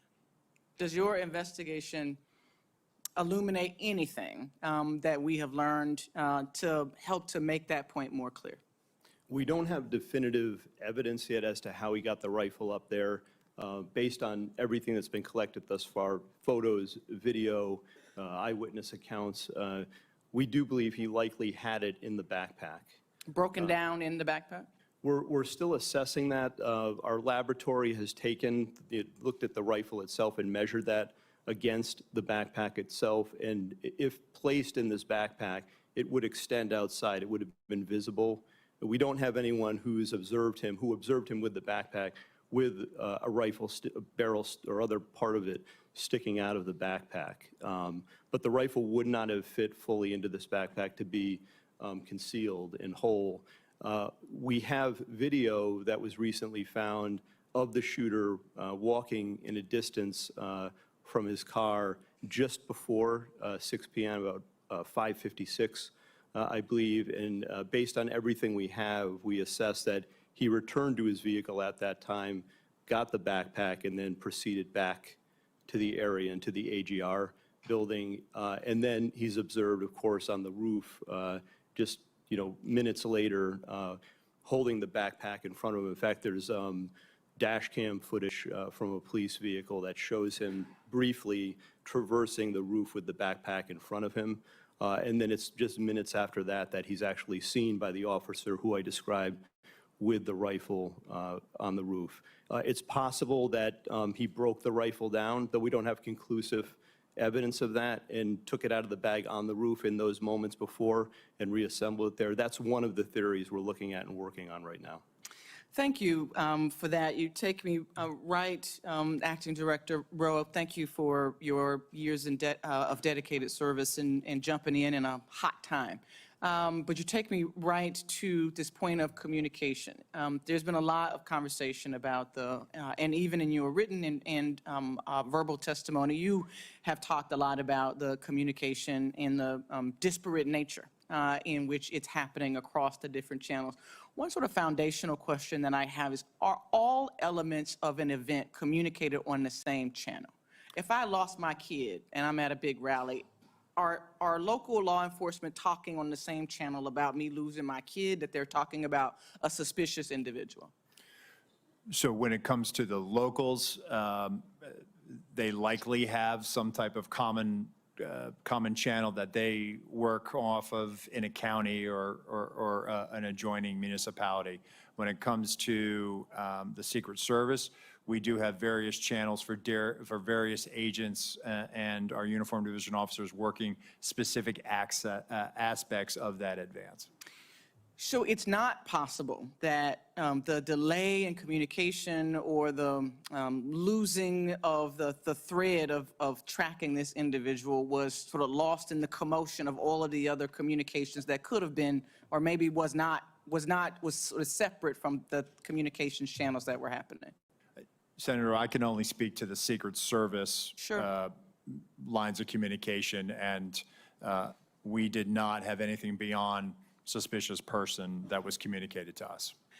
Last question really quickly, because I'm out of time, but Acting Director, was there any communication with the Secret Service that was talking directly with the former president's detail? That feels like there's been some question by colleagues about why the call wasn't made to delay the event. Help us understand the communication that either was or was not happening directly with the former president's detail to make the call to delay 10 minutes. When we've all been to these events, they never happen on time. But to delay while this was being investigated. So the detail, they were operating on their net, which our security room was monitoring. But again, having information of a suspicious individual, there were other calls that day of individuals that came to the attention of law enforcement, of people that needed medical attention. So it really, that particular, regarding the assailant, that never really rose to a level of we should not put him out there. Had we known that there was a dangerous individual out there, we would never let a protectee go out on stage. Thank you, Mr. Chairman. Senator Hessen, recognized for your questions. Well, thank you very much, Mr. Chairman. I want to thank you and Chairman Durman and the ranking members for holding this joint hearing today. And thank you to our witnesses, not only for being here, but for your careers of service to our country and to the men and women you lead. I am really grateful that former President Trump is safe and extend my sympathies to the family of Corey Comparateur, who was fatally shot at the rally, and my sympathies to everyone who was injured. On July 13th, major failures nearly led to the assassination of a presidential candidate who is also a former president of the United States. The Secret Service has to be fully transparent about how this happened and how it's going to change moving forward, understanding there's also a need to balance Congress's engagement in oversight with allowing law enforcement to conduct an ongoing criminal investigation. I want to thank the agents of the Secret Service for selflessly acting to protect elected officials and their families and our former presidents. We're grateful for their sacrifices and their service, and I want to thank all law enforcement, and particularly law enforcement officers and first responders who worked to minimize harm to the crowd on July 13th. Mr. Rowe, I want to start with you. New Hampshire hosts many political rallies. Protecting the speakers and attendees at these events requires extensive coordination between state and local law enforcement, the Secret Service staff, and obviously campaign event staff. As a former governor, I've experienced some of the challenges that this type of coordination can create, but we know that this coordination is really essential to public safety. It's clear that there were significant coordination failures on July 13th. You told us earlier that the local SWAT team told the Secret Service that local law enforcement had eyes on the AGR roof. But there are reports that members of a local SWAT team never met with the Secret Service in the days before the Butler rally. What steps does the Secret Service take prior to political rallies to ensure that the agency is effectively coordinating with the candidate security details, with state and local law enforcement, and with campaign event staff? So as part of the advance process, Senator, as happened in Butler as well, there's a police meeting, and basically that is that initiates the advance. That's bringing in all the not only emergency management officials, but all the state and local law enforcement agencies that may have aspects of supporting or assisting in that advance and on that visit. The focus of that police meeting, one, is to exchange numbers and business cards, and then coordinate times for walkthroughs. There were walkthroughs of the Butler Farm site with local law enforcement agencies that were supporting that visit. And that was directly as a result of having that police meeting to begin the process of figuring out, dividing up the labor areas of responsibility. So what you're telling me is that at that meeting, the Secret Service, the first meeting led to the walkthrough that the Secret Service does with local law enforcement, and that at least some members or directors of the local SWAT team would have been part of that process? Well, as I understand it, the Beaver County, they were seconded to assist Butler, but the Butler ESU team were part of the advance process. Okay. How many agents did the Secret Service provide to plan and secure this event, and how many people from state and local law enforcement agencies supported the security of this event? So in totality, between law enforcement, state and local and federal, there were 155 personnel at the Butler Farm site that day. All combined Secret Service, it's in the 70s. And then we had support from Homeland Security investigations that were providing post standards. And then we had approximately 70 or so various Pennsylvania state law enforcement. Okay, thank you. I want to go to one other issue before my time expires. You've talked today and in our secure briefing about the interoperability of the Secret Service's counter-drone capability, that it failed early on, and so it didn't catch the drone flown over the site by the shooter. First, what changes you've addressed this a little bit, what changes is the Secret Service making to ensure that it has backup technology? But also, what efforts did the Secret Service undertake to coordinate with other law enforcement regarding anti-drone capability at the rally site?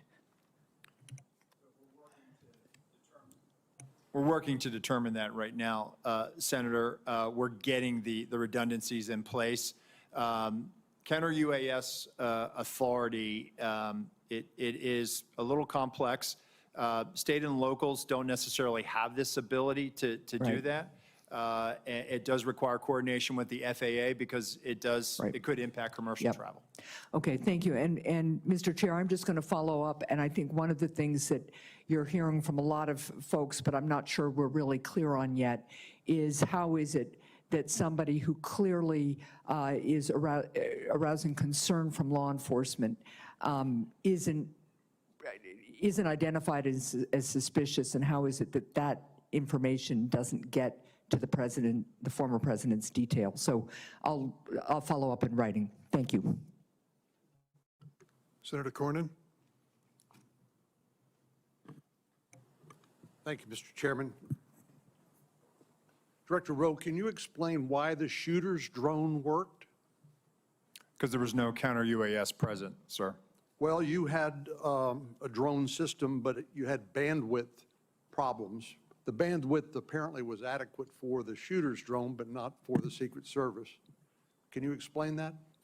I have no explanation for it, sir. We also know that in a military context, electronic warfare or jamming capabilities are commonly used on the battlefield. Does the Secret Service have jamming capabilities or drones? We have drones, sir, and when it comes to, I have to be very careful about how I answer this one in an open forum. What I can tell you is that we have technical security measures, sir, to address, I think, what you're asking me. Well, the question is, can you take down a suspicious drone? Because this can be used not only for surveillance by the shooter, which obviously it was here, but also drones can be weaponized and be used as a threat to the president, or in this case, the President Trump. Do you have the capacity to stop a weaponized drone? What I will tell you, sir, is that we have technical security measures that we utilize at permanently protected sites. We also have the ability, in a limited fashion, at temporary sites. What I can tell you is that on this day, the counter-UAS system had technical difficulties and did not go operational until after 5 o'clock. So in this case, the shooter had a rifle, but somebody who wanted to kill a president for a former president or a candidate for president would not need a rifle. They could use a drone, correct? It is a potential threat vector. So this individual was identified as a suspicious person. Can you explain to us when a suspicious person becomes identified as a threat? Well, I think it's also when a weapon or some other dangerous item is then presented. A rangefinder would not render someone a threat as opposed to somebody who was under suspicion? I think the rangefinder is what initially brought him to the attention of local law enforcement. And why would the president be allowed to take to the stage while a suspicious person had been identified and before the Secret Service or local law enforcement were able to investigate the circumstances? So at that time, Senator, suspicion had not risen to the level of threat or imminent harm. Well, you didn't, ultimately, that suspicious person did become a threat. Do you think if the president had been asked not to take the stage and during the time it took to investigate, to eliminate that suspicion, that Wouldn't that have been the appropriate way to deal with it? Senator, it certainly is one way to do it. This is a challenge for law enforcement in general, is that being able to,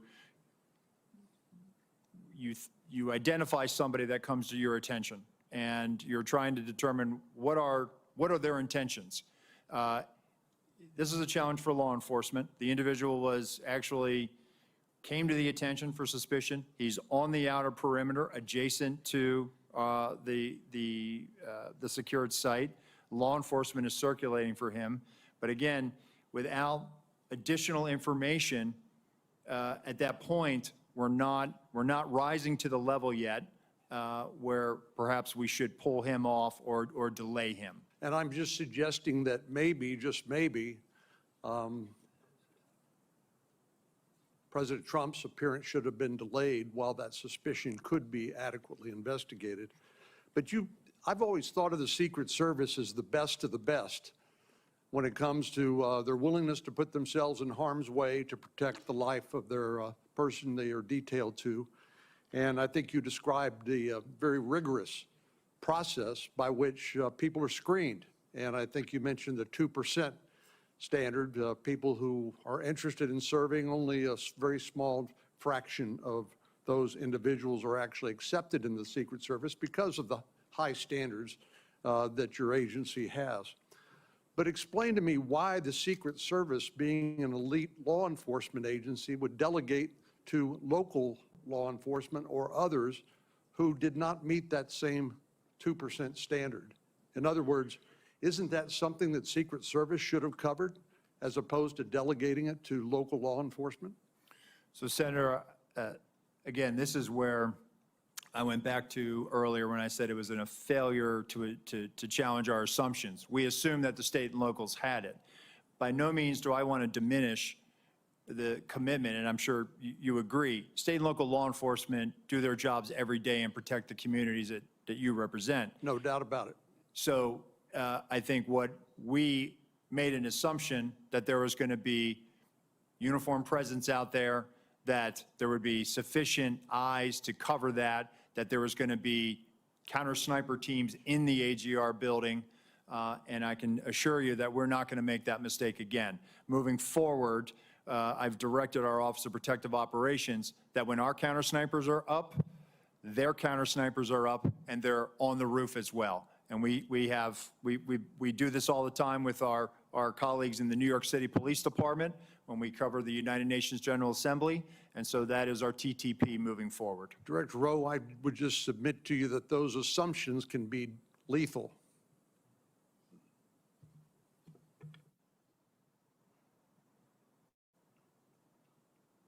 Senator Scott, you're recognized for your questions. Thank you, Chairman. Let me just follow up with what Senator Cornyn just asked. Do you know who makes the drone that the Secret Service uses? That Secret Service uses? Yeah, the one that that didn't work. Who's the manufacturer? Is it an American-made manufacturer? I believe it is, Senator. I'll get you the. We'll provide that to you in a queue, sir. So we talked about this the other day. There's not in our very few times in history do our presidents get shot at. So you know that this is something that the American public is very interested in. So as Senator Johnson said, there's a lot of questions being asked. I was at church Sunday and 3 people came up to me and asked me if there was a second shooter. So there's all this information that's not, you guys are not responding to. When I was governor of Florida, I had 2 mass shootings. I had the Pulse nightclub shooting.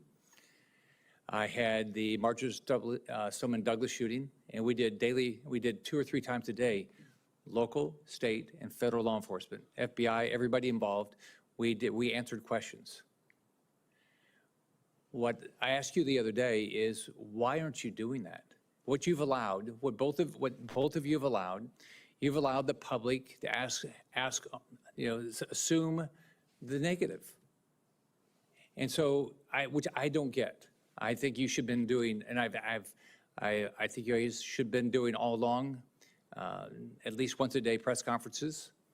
I think that you've got to tell the public what's going on. Having a hearing is really nice, but how often are we going to do this? You're clearly not going to do it here for another month and a half.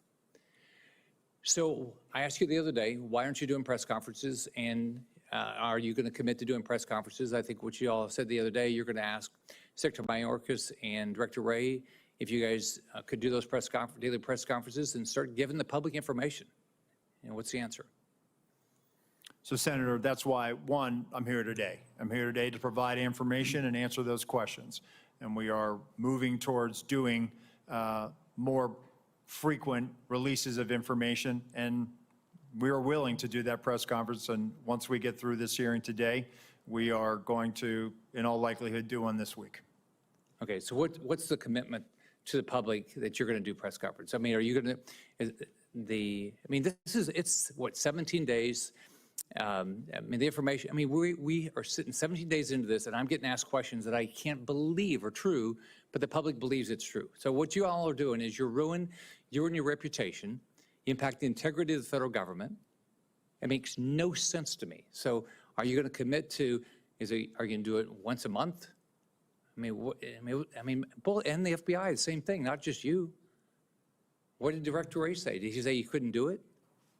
Senator, if I may jump in here. First, thank you all for your guidance in this regard. And in fact, we haven't done something every day, no doubt about that. But, you know, we're focused from the FBI side on the investigation in part as we laid out here today. We actually, based on your guidance, we did a media engagement, not a stand-up type press conference just yesterday, and laid out in full everything that I've shared here, and even beyond that, just in the interest of time. But we are, because of the intense interest in this and the implications and the national importance, we've literally provided everything through media and through journalists and here, all of the information that we have derived from the investigation thus far. We remain committed to do that in full, answering any and all questions and sharing any and all information we obtain.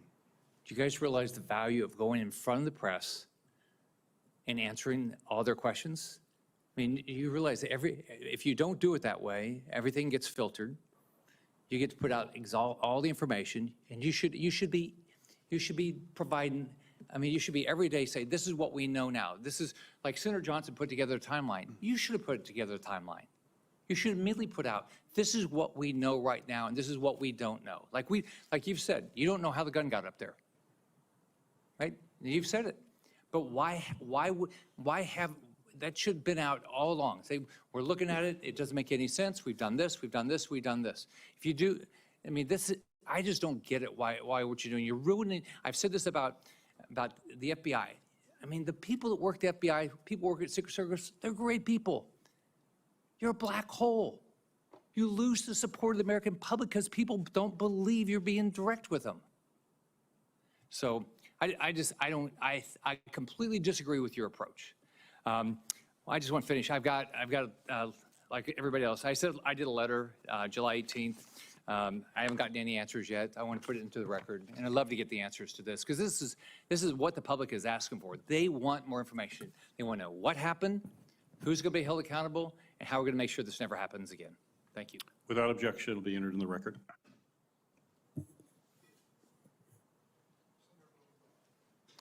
Thanks, Mr. Chairman. Thank you for being here to both of you, and more important, thank you for your professional dedication, your personal bravery, and your devotion to the ideals of law enforcement. I know for both of you this moment is a painful one, and Acting Director Rowe, I've heard you speak in a private setting very emotionally and passionately about the need to take responsibility and take action that will assure accountability. And I know that you share a commitment, along with Director Abate, to full public disclosure to the maximum extent possible. We can make speeches at you, and I've made one myself in that private setting about the need for broader, fuller disclosure to the public, not just in press conferences, but in the course of your investigation about what you know and feel you can disclose without compromising your investigation. Let me ask you, last week, Senator Peters and Paul, along with Senator Johnson and myself, sent requests to both of your agencies to produce documents. We've only received a handful so far. Can you commit to when we can expect those documents? We will get them to you as quickly as we can, Senator. And Well, can we expect them this week? we will work to meet that deadline, sir. And when can we expect all the communications, the text messages that agents have sent to each other? Eventually, all of it is going to come out, as you know. When can we expect all of those documents? We will gather them up and get them to you, Senator.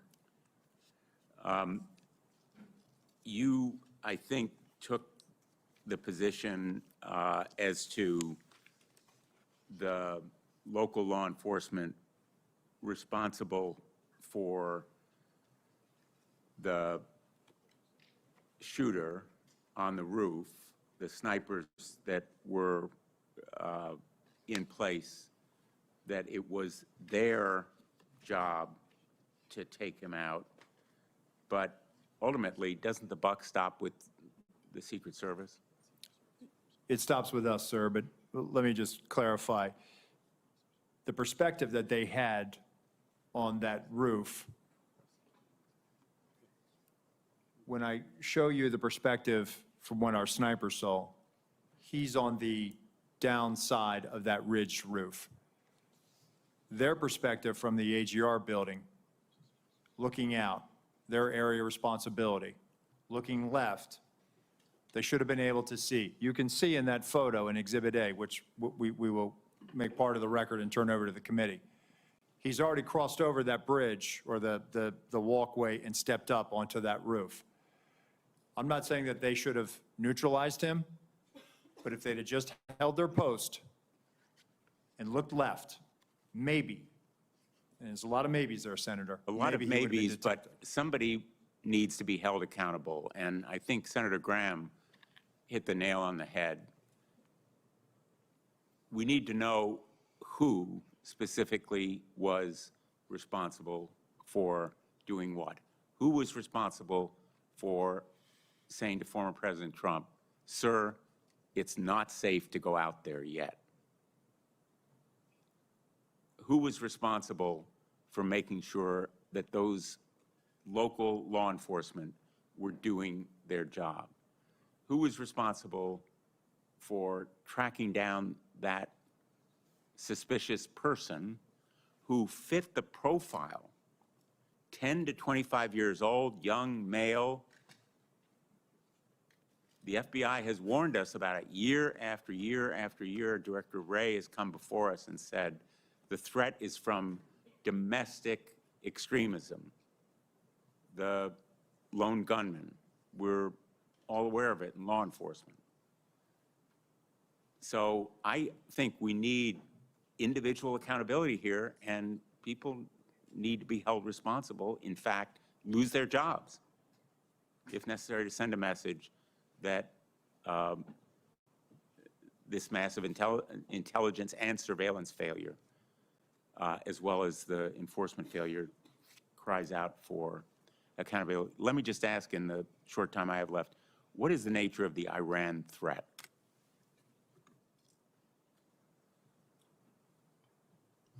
I'm sorry, Senator, could you repeat the question? What is the nature of the Iran threat, the threat to former President Trump that has been mentioned? Well, we know that, let me be clear here, the terrorist regime of Iran have been targeting people, our country, for many, many years now. We've talked about that here before. I want to be clear about that. From the FBI standpoint, we know publicly they've targeted former President Trump. They've called for his assassination along with other current and former government officials. That's public information. It's well known to everyone. A specific or imminent threat on July 13th? We have no information that there are any co-conspirators, or that foreign or domestic, including Iran, related to this. But we're not, I want to be clear, we have no evidence of that. We're not ruling anything out. We're looking into all possibilities and leaving our minds open to that. Was that on the minds of the Secret Service on July 13th, that there might be some threat from Iran? Sir, we as Deputy Director Abate just said, we're aware of the public sentiment and statements of the government of Iran to do harm to Donald J. Trump, and we use a threat-based model. Thank you. Thanks, Mr. President. Senator Ossoff, you recognized for your questions. Thank you, Mr. Chairman, and thank you both for your testimony today and for your service. Mr. Rowe, I want to begin discussing Secret Service staffing and the extent to which HSI or other personnel are augmenting or backfilling inadequate Secret Service capacity generally and on the day of the assassination attempt. To what extent are HSI personnel, for example, filling close protection roles that would normally or optimally be filled by Secret Service personnel? So, thank you, Senator, for that question. So, as we have done, even back when we were with Treasury, we enlist during campaign years the assistance of other law enforcement agencies in that department. So, when we were in Treasury, we used ATF, we used IRSCI. When we transferred over to the Department of Homeland Security, we have brought that practice with us. So going into a campaign year or during a national special security event like the United Nations General Assembly, we will enter into a memorandum of assistance for the campaign with HSI. HSI will provide post standers, essentially federal agents, law enforcement, to be able to help secure a site. When it comes to close protection, the only time that we will utilize them is during a United Nations General Assembly, where they may be utilized to protect a low-level head of state or provide security at a hotel in New York City where those protectees are staying. So on the day in question, all of the former president's close protection detail were full-time Secret Service personnel? They were assigned to the Donald Trump detail. Interoperability with other federal and state and local law enforcement agencies, specifically on communications. What have you determined to date played a role in failures to swiftly communicate between agencies the suspicion or identification of a threat? Well, I think there was a delay in reporting, not having that real time. So as they were closing in on him, as information is known, as Be more specific when who were closing in on him. as local law enforcement were closing in on him, as he's seen scurrying across the roof, right? That information, and we're getting to the bottom of that. We're working on trying to figure out what was the delay. Why didn't we hear that coming out of the unified command? So based on the information I have right now, what I can tell you, Senator, is that apparently not having that real-time information is what really hindered us in being able to understand more than it was just the locals working an issue at the 3 o'clock. There was actually a little bit something more urgent than that. Does it appear that that is due to a lack of communications links between relevant officials and agencies, or poor communications practices and a failure to report? I don't want to rule out. I want to have a neutral opinion on that. So I don't know if it was poor practices. I can tell you that the interoperability, having not being able to have that technical fix, which is a lofty goal to be able to do that, is something that has been a hindrance. But that's why we use a counterpart system. So there, in fact, is not the capability when an intergovernmental, interagency team is deployed to secure a site like this and to mount, if necessary, a quick reaction. There is not currently the capability for example, state law enforcement SWAT personnel or local law enforcement officers to communicate directly with Secret Service officers on site? So technically you could do it, but it would take a long time to get it done. And for a 1 day or an 8-hour operation, it requires a lot. And it would be months of planning, of knowing that we are going to go to this particular jurisdiction and that we're going to need your frequencies, the keys, and we're going to need to load you into our radios, and you're going to be needed to load it into ours, and vice versa. Right, well, this presents potentially, I think, an opportunity for the Homeland Security Committee. I mean, not just in an executive protection context, but any complex incident response, any counterterrorism, any natural disaster context, the inability swiftly to link personnel from disparate jurisdictions at the local, state, and federal level is a vulnerability for the nation, is it not? I would think, and based on my experience, being able to talk to other agencies in real time certainly would assist in that response. Mr. Chairman, do I have time for one more question? No, yes. Thank you. I know others have touched on this. One of the things that's been most baffling to the public has been the failure to fully secure this structure, which even to a layperson's uninformed eye is clearly presents as a site from which an attack on the former president of this event could be mounted. And it had particular characteristics that made it even more of potential value to an attacker. Just walk us through one more time. Is there not an established doctrine or practice or checklist by which such sites are assessed for threat and determine whether or not to be within or without of the security perimeter?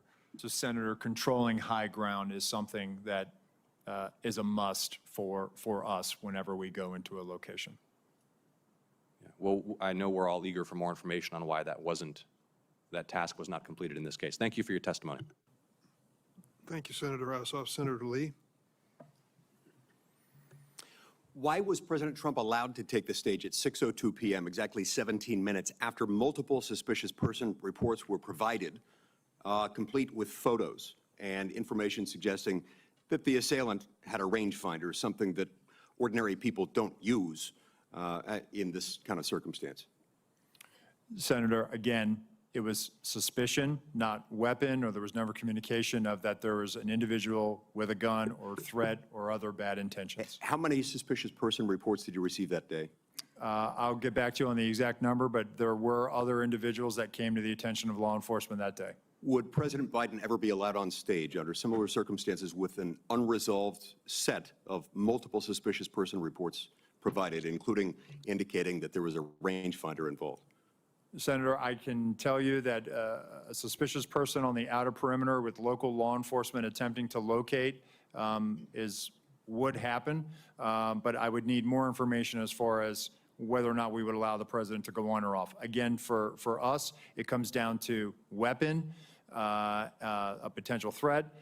Is the individual carrying an IED? Is there a weapon? Is there some other factor that now ramps up our attention to let's hold off on this? If there were 8 shell casings found next to the assailant's body, but he was neutralized after the first shot, where did those other shots come from? Where did the other shots go?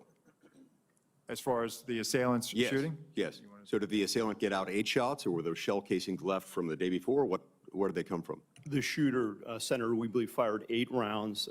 We had the shooting reconstruction team go out there for a period of days and collect all that. So we have bullet holes, bullet fragmentation, all taken back, and we're still putting together the trajectory and ballistic analysis, although we do have fragments of the bullets, and bullets have been collected in the distance from the shooter's weapon. Gotcha.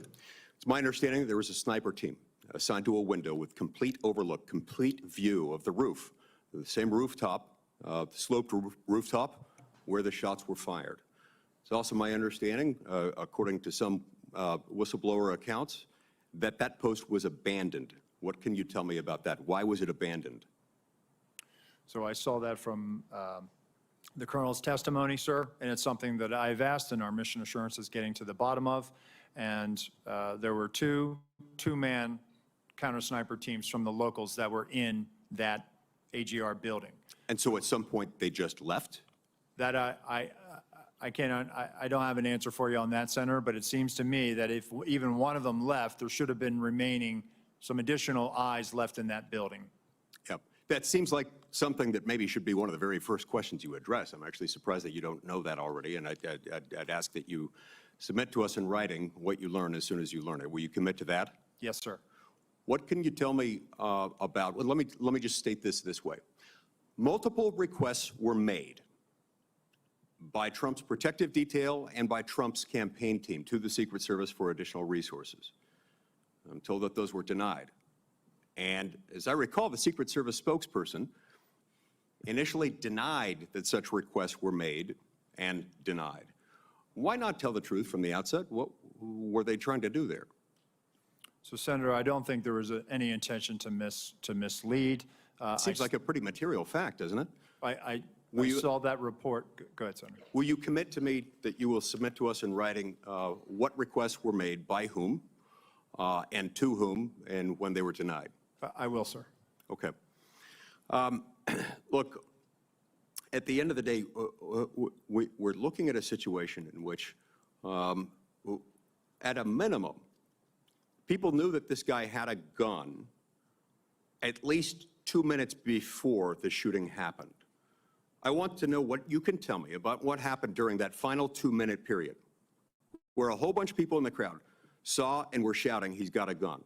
During that 2-minute period, perhaps at the beginning of it, the local police started to climb the rooftop, and there was at least 30 seconds after which local police were able to personally observe the shooter with a gun, had the gun pointed at him. What happened during that time period, and why on earth was President Trump not removed from the stage at that moment? So again, Senator, the reason why President Trump was not removed was, again, we did not have anything more than locals working an issue at the 3 o'clock. Wasn't determined as to whether or not it was the same individual or not, and there was no report of the same individual as what? The same suspicious individual. Right, but we've left the category of suspicious individual at that point. You've got a guy with a gun on a rooftop 136 yards away from the stage. You know that he's got a gun at that point. What happened during that time period that did not result in President Trump, his protective detail, being notified of that and him immediately being removed from the situation? Senator, what I will say, and then I'll turn it over to Deputy Director Abate. No information regarding a weapon on the roof was ever passed to our personnel. How is that even possible? Do you want to comment to that? Senator, again, I believe that information, and this is probably something my colleague can expound on, information that was in law enforcement, local law enforcement channels, but did not cross over and make it to Secret Service awareness. Senator, just to clarify the timeline, so the individual was first seen by law enforcement on the roof at about 6:08. We're still working to perfect the timeline based on the radio comms and all that. It wasn't until at 6:11:03 seconds, the officer saw him and called out his arm. That was the first sighting where he had the rifle on the roof, and then he... And that was relayed to the Secret Service Command Center at that point? My understanding is no, Secret Service, it was not relayed to them. It's a narrower time frame, though. It's probably about maybe up to half a minute between the time he's seen with the rifle and when the shots are fired. But there's still time. At that point, if there were an open channel of communication in which they were able to tell him, he's got a gun, take him out. You could still take President Trump off the stage. You could have him duck. You could have the shooter neutralized. Do you not have a channel of communication by which they can say, gun, take him out? So again, Senator, that information stayed in local channels and did not make it over to Secret Service. Did they not consider that relevant? You're saying that the local police didn't consider that relevant enough to pass along to the Secret Service? Sir, I think that they were in the midst of dealing with a very critical situation, and they articulated that over the radio, as I understand it. However, it was never relayed over to us. Thank you, Senator Lee. Senator Hawley. Thank you, Mr. Chairman. Director Rowe, can you put your first poster, your first demonstrative back up? Please put A up, please. Let's make sure everybody can see it. This is the photograph, I believe, that you took, your team took of the roof, the AGR roof. Yeah, that's the one. Okay, So from this vantage point, as the law enforcement who are in those windows, as they look left, they should be able to see the shooter clearly there on the AGR second floor roof. My question is, why is there not a Secret Service counter sniper on that roof? So Senator, when we post up, our methodology is to look at things that can see in on our protectees so that they can provide that coverage. But why is there not a Secret Service counter sniper there with clear line of sight? That roof has a clear line of sight to the former president. Why didn't you put a Secret Service counter sniper there? The Secret Service's counter sniper role is to neutralize those threats that are looking in on us from where the protectee is, not necessarily You think maybe you might want to revise that protocol in light of what happened here?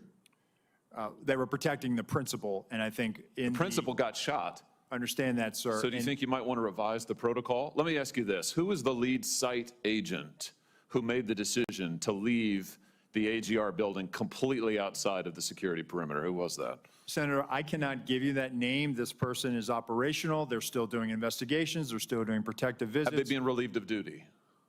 Senator, they have I not know been their relieved name, of by the duty. way. Why have they not been relieved of duty? They are still cooperating, not only being interviewed by the FBI, but also by our Office of Professional Responsibility. And we will let the facts of the mission assurance and any further investigations play out. Isn't the fact that a former president was shot, that a good American is dead, that other Americans were critically wounded, isn't that enough mission failure for you to say that the person who decided that that building should not be in the security perimeter probably ought to be stepped down?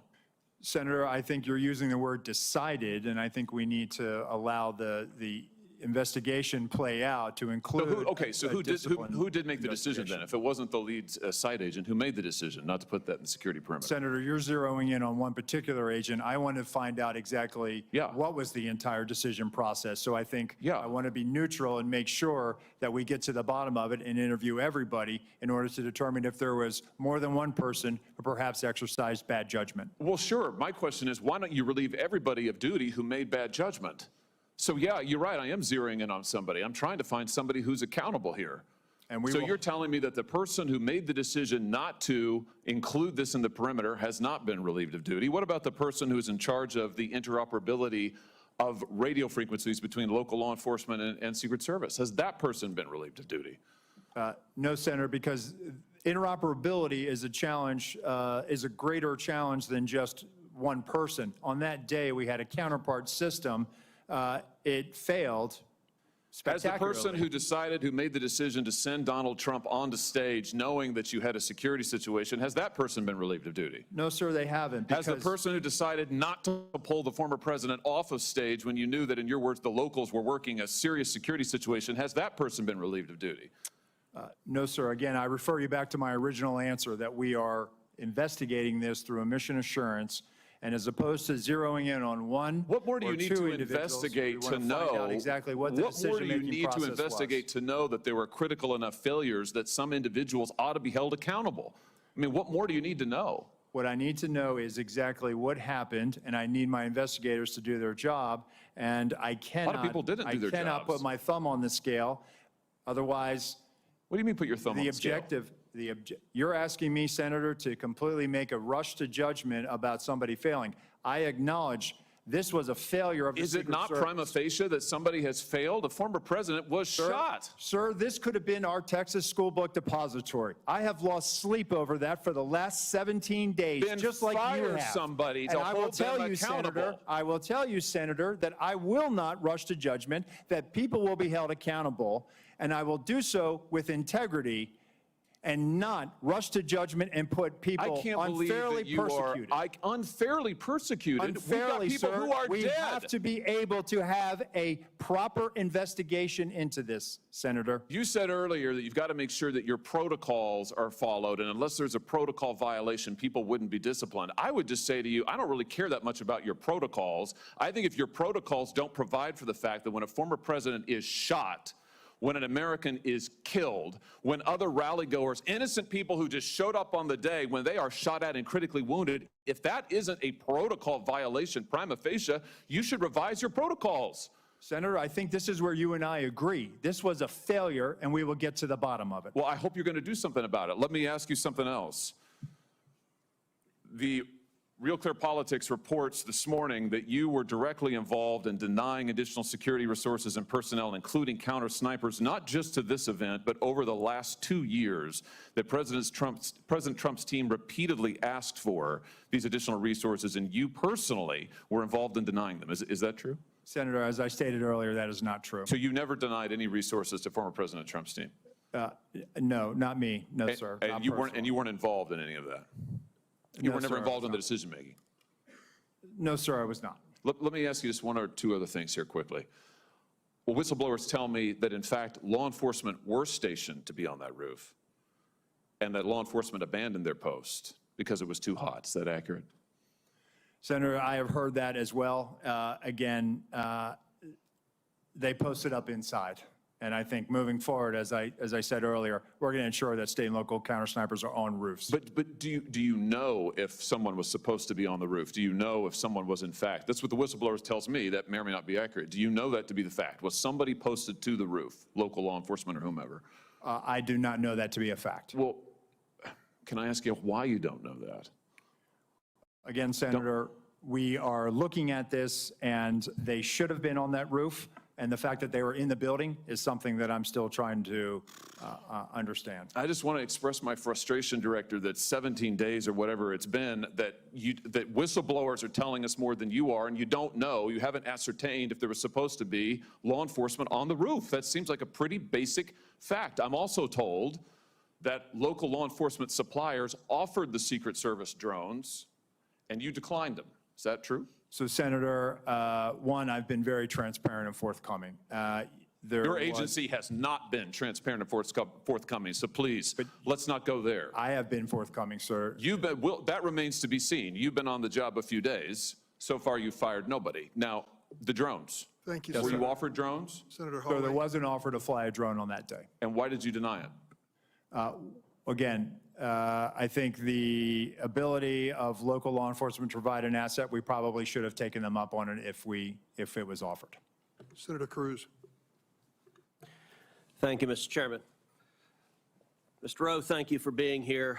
I agree with what you said at the outset, that the individual Secret Service agents demonstrated remarkable personal courage, putting their bodies in between the line of sight of the shooter and the president. That being said, the bravery of the line agents is quite different from the decisions of Secret Service leadership. Secret Service leadership committed catastrophic security failures, indeed the worst security failures for the Secret Service since 1981, since the attempted assassination of President Ronald Reagan. It is incumbent upon this committee to determine why those security failures happened. Just after the shooting, Secret Service put out an official statement from your spokesperson that says there's an untrue assertion that a member of the former president's team requested additional security resources and that those were rebuffed. This is absolutely false. In fact, we added protective resources and technology and capabilities as part of the increased campaign travel tempo. Was this tweet accurate? With respect to Butler, Pennsylvania, it is accurate, sir. It is accurate that the Trump team had not asked for additional security and had not been rebuffed.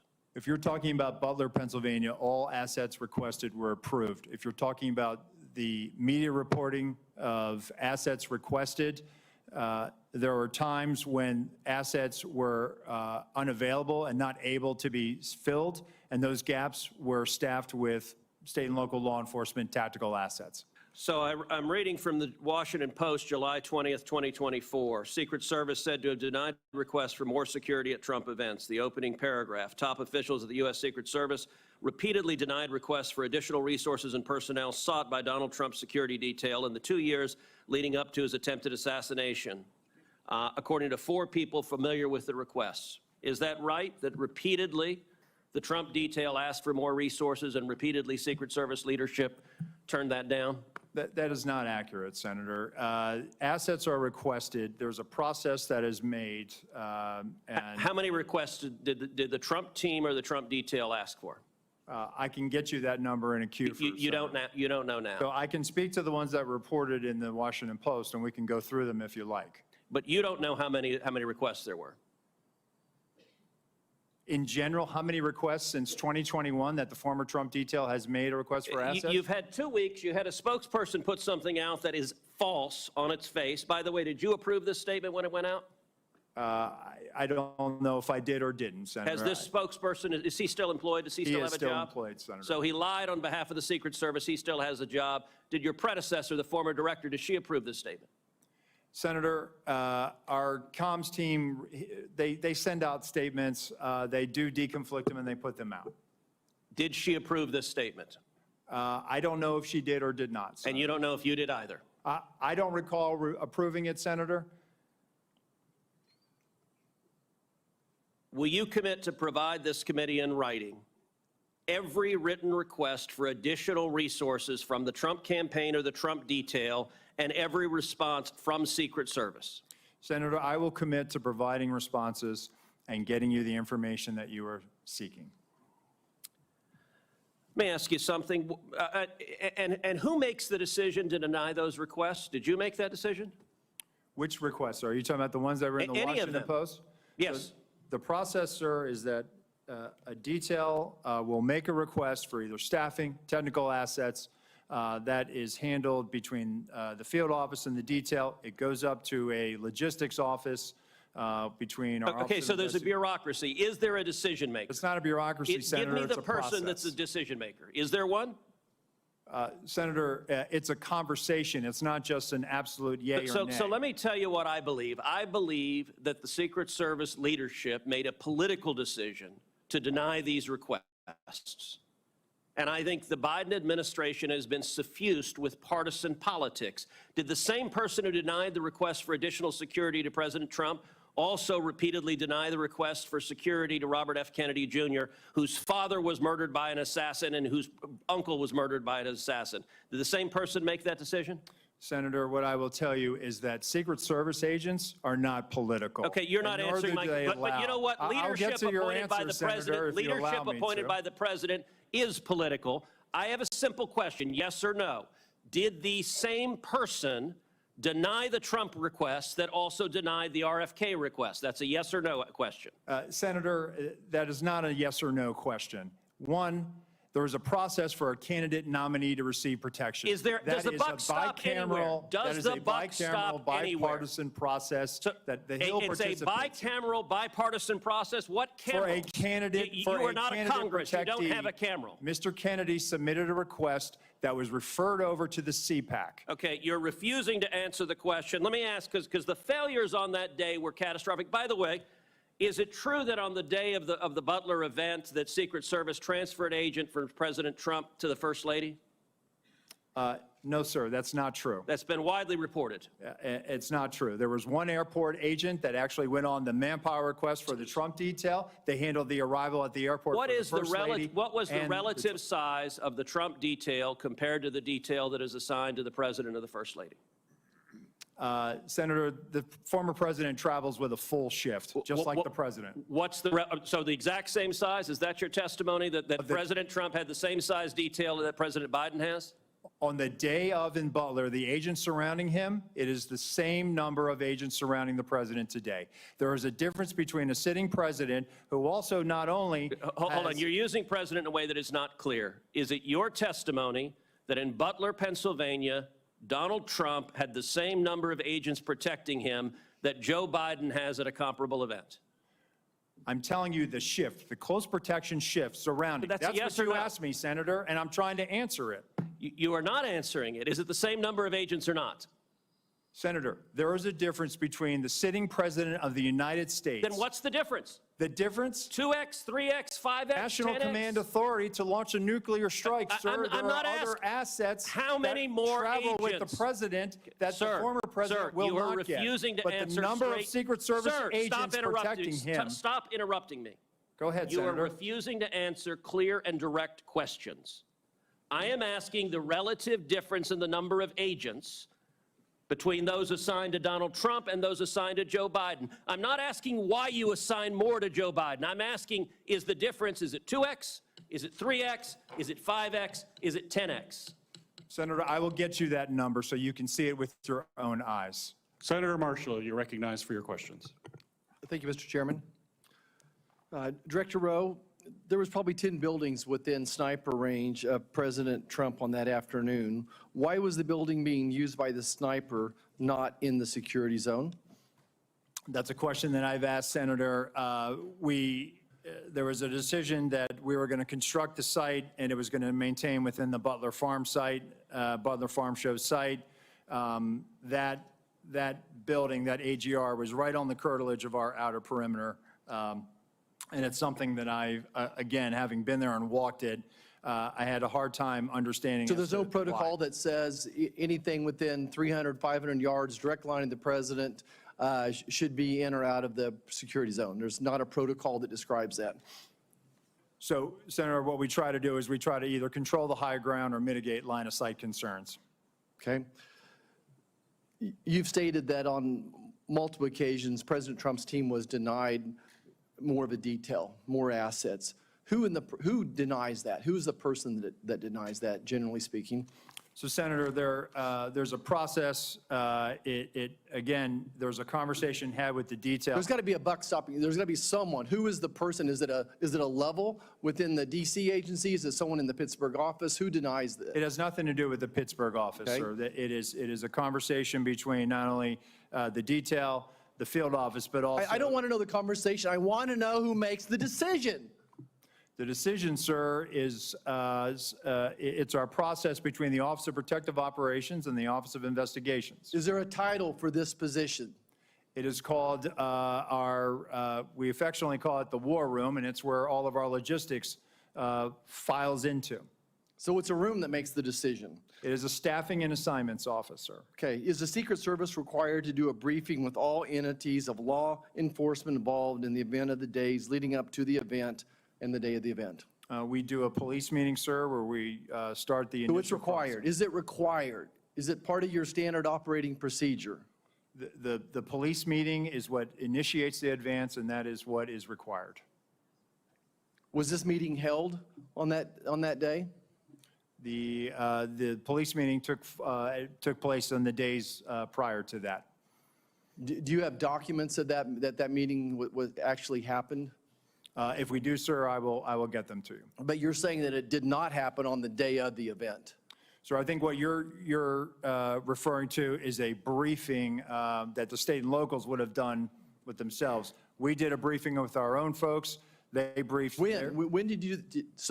Did your people meet with local law enforcement the day of the assassination attempt? Yes. Okay, and you realize that the local law enforcement says no, that that meeting never happened, and that's why we need to get these people in to talk to us, and this is why the FBI needs to be speaking up sooner than later and say that meeting did or didn't happen. Surely there's some type of documentation of that meeting one way or the other. Is there documentation of that meeting? So, Senator, I can tell you that what you're referring to is the counter sniper team seconded to Butler ESU. Our personnel met with the team lead from Butler ESU, and they discussed areas of concern, areas of responsibility, and that did in fact happen at the site on that day. Director, I think you would agree with me that there were multiple individual and institutional failures the day of this assassination attempt. You have a $3 billion budget. You're still 2,000 employees short. And in 2022, the Secret Service had a 48% departure rate. That tells me you either have a cultural problem or just gross incompetence. Which one is it? So, Senator, I would challenge that 48% departure rate. Let me get you some statistics that we have. It is not 48%. But go back to the multiple failures that we saw on an individual basis as long as systemic. I think it proves that there's either incompetence or some type of a cultural problem within the SS. So, Senator, I know you're not calling our workforce incompetent, and I know we do not have a cultural problem. If anything, we are dedicated to making sure that we don't have mission failure. And let me get you the hiring numbers that we have, because I think you will actually see that, no, we've actually done very well fairly recently with trying to make sure that we have the numbers that we need. Of course, we need more people. Everybody does. But let me get you those numbers, and I think let your own eyes Would you see. also disagree with me when it's reported that almost 50% of the rank and file officers don't trust leadership within the Secret Service? Senator, I think it's the right of every worker to talk bad about their boss. Thank you. I yield back. Senator Hirono, you're recognized for your questions. Thank you, Mr. Chairman. Clearly, there is a lot that the Secret Service has to answer for in this stunning security failure. But I do want to follow up on Mr. Abate's testimony that an online profile of the shooter may have been found, and you said it contains anti-Semitic and anti-immigrant postings. Can you elaborate? Have you found anything further in the shooter's profile?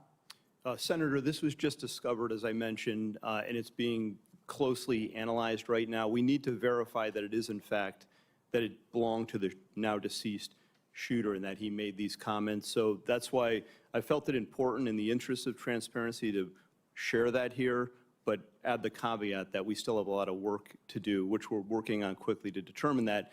It's of importance, I think, because if it is, in fact, the shooter that posted these comments, it's the first real indication where he's expressing what are described as extremist views and talking about political violence.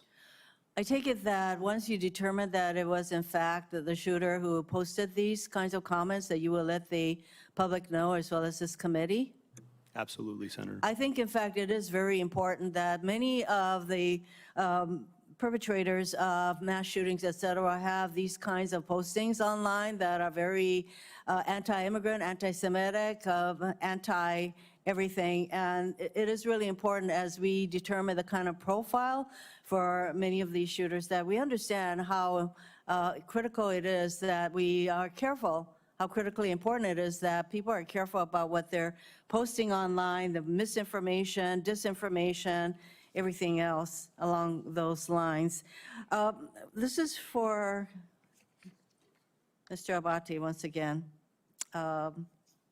What kind of firearm, what kind of weapon did Crooks use in the assassination attempt? This was an AR-15 style rifle manufactured by a company named Panther Arms. And once again, many of the persons involved in these kinds of mass shootings use this particular kind of weapon. We know from similar hearings that the Judiciary Committee has had that we are a nation awash in guns. In your view, shouldn't we be doing more to prevent the easy accessibility of these kinds of firearms in our country?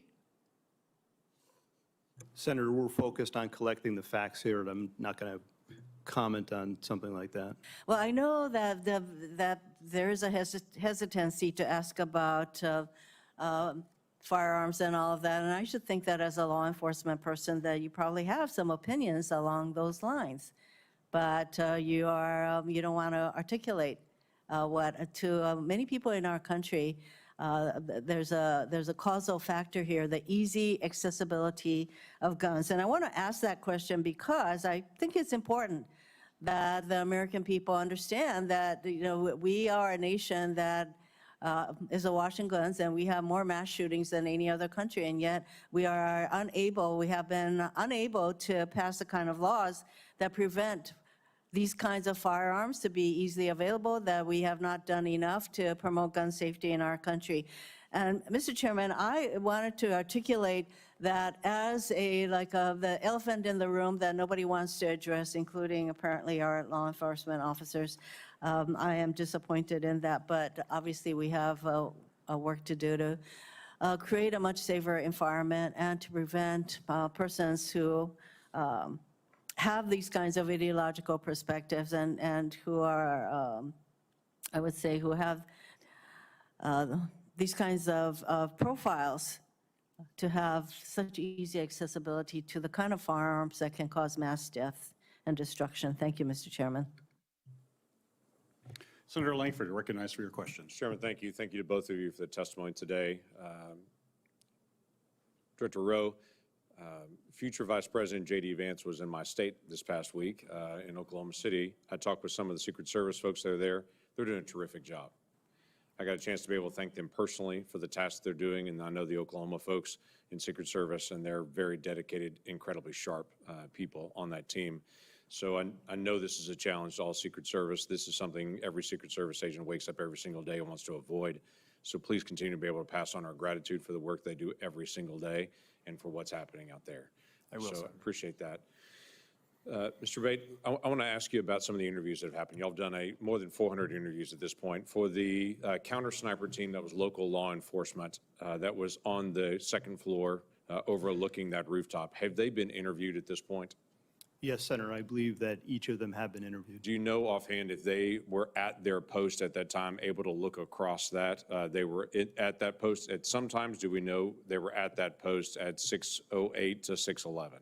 My understanding, and I want to be fair, I have not read the reports directly, but I've been briefed on some of it. They were at times during the time frame we're talking about here on post within the AGR building. And I do believe, but I would want to confirm this at some point, one or more did venture out in an effort to locate and isolate the. We understand from the timeline that they were also looking for this individual that was suspicious, that they had left that post to be able to try to look for him on the ground at different points to try to be able to see if they could get a different perspective. What we're trying to figure out is during that time period that he actually climbed on the roof, assembled a firearm or took a firearm with him or picked one up, whatever it might have been there, that they were able to actually see him if they were able to look left, as been acknowledged in the photos that are up there. Senator, I don't know the exact timing and the movements of each officer that was out there, but what I would derive from it is they were all focused on locating the shooter, the suspicious person at the time. And then, as we've all seen, the one officer attempted to get on the roof directly. There were efforts going on in those final minutes on the video to try to get to this person. We've got one officer being boosted up by another officer to look up on the roof because people on the ground had said there's someone up there and they have a gun that's crawling on that roof. And so they climbed up to be able to see it. He turned around with a rifle. He came down. And then at that point, he gets on the local radio that he has and says there's someone on the roof with a gun. Is that correct? Yes, Senator, I believe that that's accurate. So what's the rest of the radio communication? We've heard that first call in. We know it's about 30 seconds from the time he called in till the actual first shot rang out. What else was discussed on the radio during that 30-second time period? Senator, we have the radio communications. The local radio communications were recorded and captured, and we do have that as part of the investigation. The key points to me, that local officer communicating that he sees the individuals, he's armed, that's at about 6:11 and some seconds, I think it's 3 seconds, and then he identifies it as a long gun at about 6:11 and 11 seconds. And the shots, which all happen quickly together, I believe happen within probably 30 seconds. So we're talking about over the radio because there's a command center there where all radios, including the local, they're all being listened to try to be able to review. There's a statement that has the word gun in it that's coming out across that radio. We only know that first communication. We don't know what came back and forth on that. We'd like to get transcripts of that conversation that was done in local law enforcement. But coming into that command center, there's also the word gun coming through one of the radio frequencies. I would think that would be communicated pretty quickly to everybody across the spectrum. 30 seconds is not long, but that's an NFL play plus a huddle plus the next play. I mean, that's quite a bit of time still to be able to respond. When Secret Service moved to be able to protect the president once the first shots were fired, within 2 seconds, they're gathered around him. So trying to be able to figure out where the word gun got lost in radio communication here and what else was said. Certainly, we will share the communications with you and the committees, Senator. I will note, just from my notes, there was effort within those minutes and seconds once the gun was announced. There's other communications where the local police are talking about deploying a QRF and responding, and that they've got the building surrounded. So it's not an avoid. I don't want to give you the misimpression. Right, I understand, but typically, I would assume for Secret Service, if they hear over the radio over something gun, they're moving to be able to protect the detailee, the person they're protecting at that point, the protectee, that they're moving pretty quickly at that point if that's what's actually coming out. And so that's what I'm trying to be able to figure out, how didn't get communicated out to the people that were directly in front of the former president at that point. And the last question I'd have, I only have a second left, is just, was there any overhead drone? We've talked about counter drone, but any visibility that Secret Service had to be able to see the field and all the operation in their own ability? No, sir. And as was asked by another senator earlier, it appears that there was an offer by a state or local agency to fly a drone on our behalf, and I'm getting to the bottom as to why we turned that down. Okay, thank you. Senator Kennedy, you're recognized for your questions. Thank you, Mr. Chairman. Mr. Abate, am I saying your name right? Yes, Senator, thank you. You are the Deputy Director of the FBI, is that correct? Yes, Senator. Is there any doubt in your mind or in the collective mind of the FBI that President Trump was shot in the ear by a bullet fired by the assassin crooks? Senator, there is absolutely no doubt in the FBI's mind It whether former President Trump was hit with a bullet and wounded in the ear. No doubt, there never has been. Okay. I've been part of this investigation since the very beginning, and that has never been raised. You're sure? Yes. It wasn't a space laser. No. It wasn't a murder hornet. Absolutely not. It wasn't Sasquatch. No, Senator. It was a bullet It was a bullet, Senator. 100%. fired by crooks Yes, sir. that hit President Trump in the ear and almost killed him. 100%, Senator. Okay, glad we cleared that up. I don't want to get off the subject here. Did the FBI just settle 2 lawsuits, one wholly, one in part, in which the FBI agreed to give Peter Strzok $1.2 million and Ms. Lisa Page $800,000? It's my understanding, Senator, that the Department of Justice was involved in that, not the FBI. The FBI had nothing to do with it? There may have been consultation with our general counsel's office, but Does the FBI have to sign off on it? I don't know the answer to that. I don't believe so, but I would want to confirm that. I would like you to, this would be the same Lisa Page who said to Mr.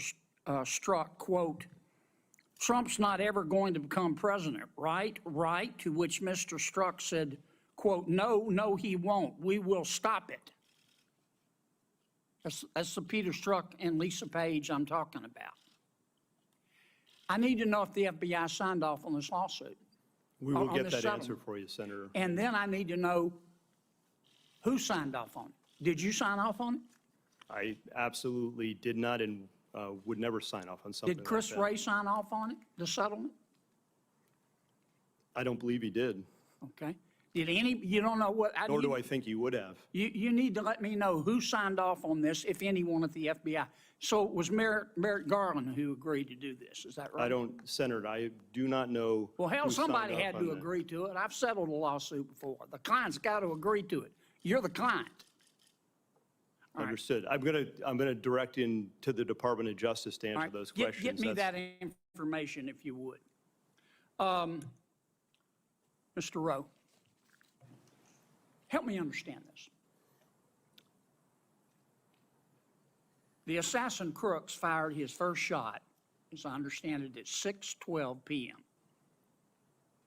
He was about 150 yards away.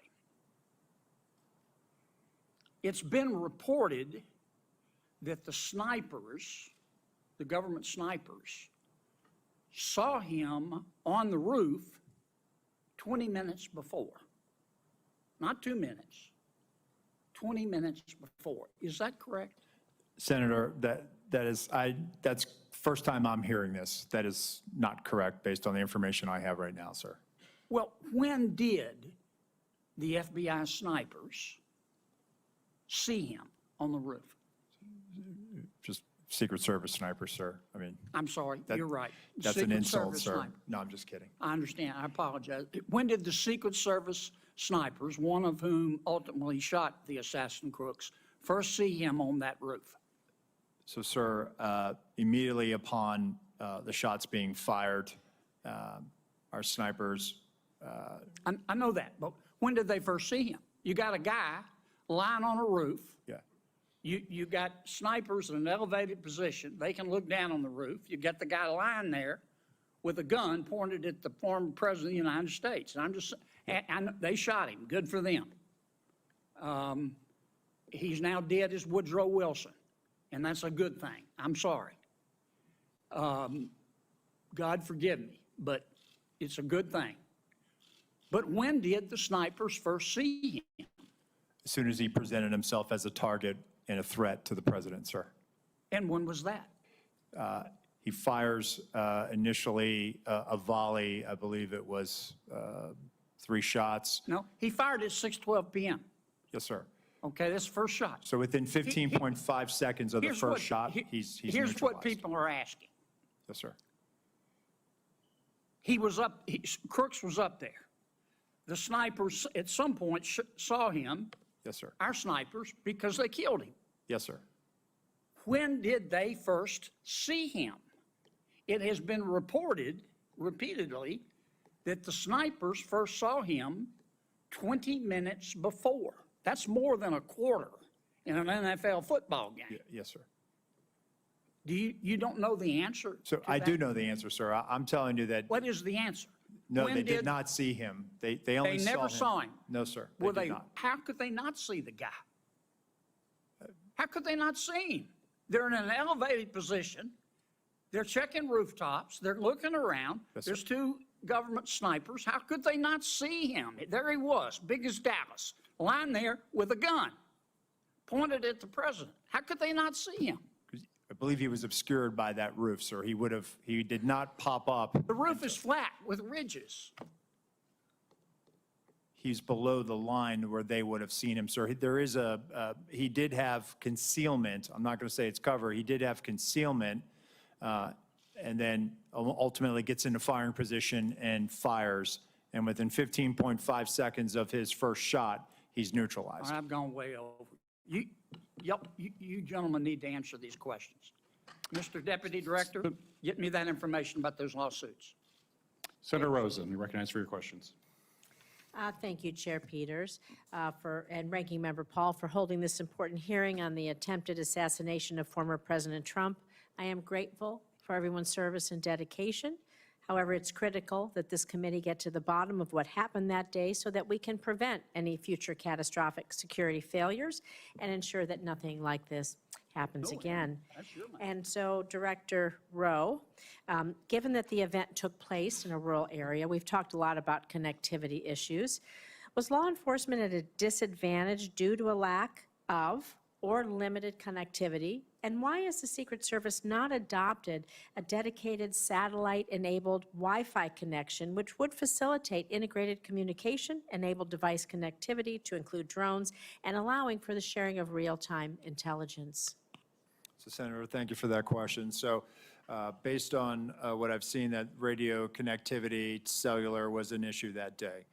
With respect to the satellite broadband, that is something that I've tasked our CIO, and then we're getting some support from the Department of Homeland Security on. So we will start to leverage whatever asset we have to ensure that connectivity.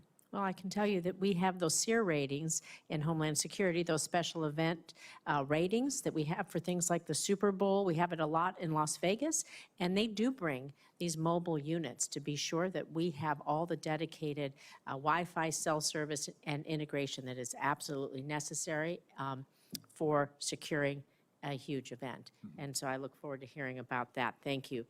I want to talk a little bit about intelligence for lone wolf actors, because although we have not been made aware of any specific intelligence the Secret Service or others had in the shooter before the event, we do know that we have intel on Iranian threats against the former president.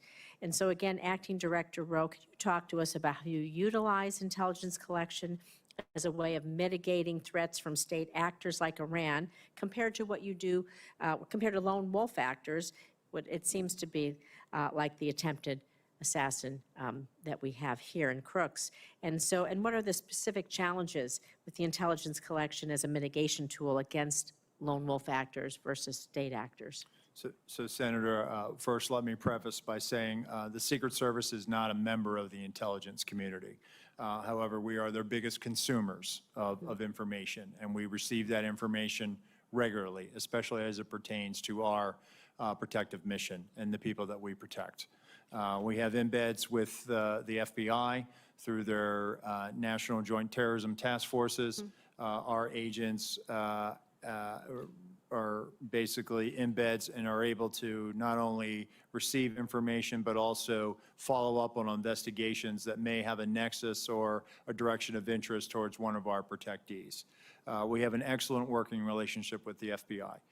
We have an excellent working relationship with the intelligence community. We are not collectors. We are consumers of finished analytic products that the intelligence community of the FBI produces. We ingest them, and then we use that to adjust our protective posture. And we do this daily, weekly, all of the time. And it's not only for protectees, but also the events and sites that we protect on a permanent or temporary basis. With respect to largely a lot of the people that come to our attention, and in the case of the assailant, you know, to me, as I overlay him over top of, say, John Hinckley, who tried to shoot President Reagan, I see an individual based on information that I have now, some of the great work that the FBI has done. We have an individual who's a loner. We have an individual who was focused on Donald Trump and Joe Biden. Hinckley traveled the 80 campaign, and we know that he followed President Carter. It just, on March of '81, he happened to show up in Washington, D.C., and he saw an opportunity to try to attack President Reagan. So when it comes to the Secret Service, and 1981 was a watershed moment for us. We have people that are, for whatever reason, fixated on carrying out an attack against the President of the United States or one of our protectees. And in this instance, you have the assailant who was a loner. Obviously, he was researching. He had researched the Democratic National Convention. He had researched and Googled or used a search engine about the president, the former president. And so I think he had moved towards an idea that he was going to try to do something. And so when I look at this, we don't have a challenge with the FBI or the intelligence community. I think what we always try to wrestle with is trying to line up and see people as they're starting to head down a pathway towards violence. And it's something that we have spent a lot of time and resources in with our National Threat Assessment Center to try to gain a better understanding so that we can help our agents in the field as they're doing these protective intelligence cases and these investigations to be able to make a determination, is somebody genuinely a threat, or do they need mental health, or do they need some other type of service? Thank you. I appreciate that. My time's over. Thank you, Mr. Chairman. Thank you. Senator Cotton, you're recognized for your questions. At the outset, I want to express, as many members have, as President Trump did, the admiration and respect for the bravery and skill of the officers who were on site that day, Secret Service officers, as well as all the local law enforcement. As it happened, my 9-year-old son was watching with me that afternoon, and it was hard to get him to turn away from it. And he asked who all those men and women were who jumped on Mr. Trump. And I said, in layman's terms, those are his bodyguards. And he said, what are they doing? I said, they're protecting him from a bullet. And he said, actually? And I said, yes. He said, for real? And I said, yes. And it was hard for him to process that. But as a reminder, I told him that there are men and women in the Secret Service and law enforcement and the military who are willing to die for our country. And it's an important lesson, I think, that everyone should take away from this, that you had very brave men and women on the ground there who were doing their job to protect this country, to protect a former president and a nominee for president, as they do every day for so many other protectees. Obviously, there were failures in the planning and preparation for this event. Mr. Rowe, we've heard that the shooter had a golf rangefinder. Was that not on the list of prohibited items at an event like this? Currently, it is not on the list of prohibitive items, but we're going to make that change, Senator. John Kennedy can't get into an LSU football game with a flask. Yeah, I can. Well, he probably can, but he's not supposed to. It just seems like common sense that you don't need a laser rangefinder at an event like this. And it feels like that a lot of that was just the lack of common sense being exercised. Are officers not empowered on the front line to use common sense to say, like, if a guy has a laser rangefinder, he should be detained, or at least stopped, and that's why he's carrying it around. If you have a building like this that's not secure from 150 meters away, someone, even the front line, lowest level, most junior officer, should be able to kind of like send up the red flag immediately and say, like, we need to halt everything right now and figure out what the hell is going on. I mean, do officers not feel empowered to use that kind of common sense? I would hope they would, Senator. I can tell you from our uniform division officers that run our magnetometer screening, they do a tremendous job. And even though something may or may not be on the prohibitive items list, they are well trained, and they do exercise that good common sense. And you want this important message. Okay, I want every one of your officers all around the country to hear that their acting director wants them to exercise common sense. It doesn't have to be policy or protocol or procedure. They should exercise common sense. Thank you for that. So it was reported right before Ms. Cheadle's hearing last week that, in fact, President Trump's detail had requested more resources and those had been denied. She said that she did not deny those resources. You've testified this morning that you did not either. So who did? I mean, the Secret Service is not the post office. It's not this vast bureaucracy. Right. Like, I'm not surprised to hear that you knew the counter sniper. It's a small agency, and you have a lot of career officers. Like, surely you've gotten to the bottom by now of on whose desk this request landed and who denied it. So, Senator, sometimes when they make a request, they may not have the asset available. For example, there may be, instead of, the detail may say, hey, we want 15 magnetometers. Well, we'll look at it based on what the event size. We'll say, hey, listen, we're going to send 10 based on our protocols of screening so many.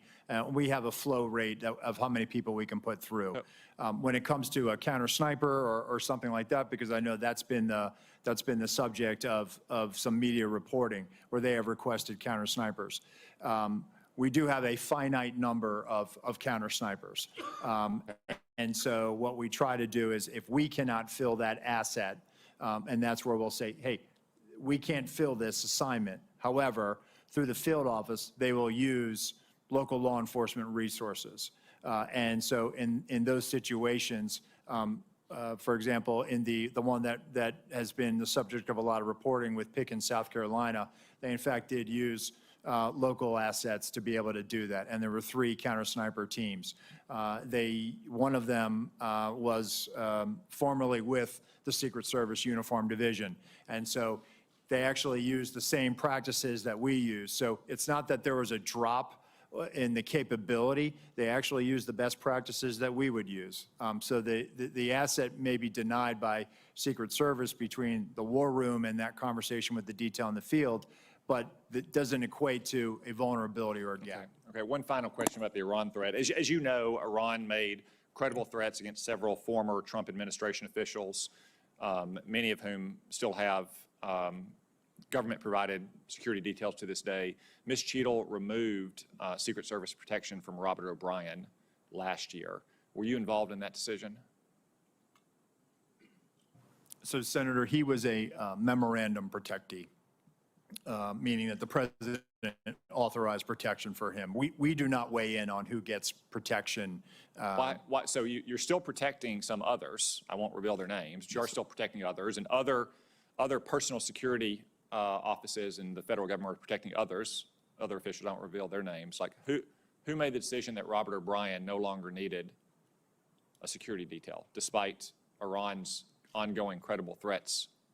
So I can tell you, sir, it wasn't the Secret Service. We don't factor into that decision. Can you take a look at why that happened now that you're in charge, and consider the possibility that he might still need that protection, given all of his counterparts in the Trump administration still have protection? I will do so, Senator.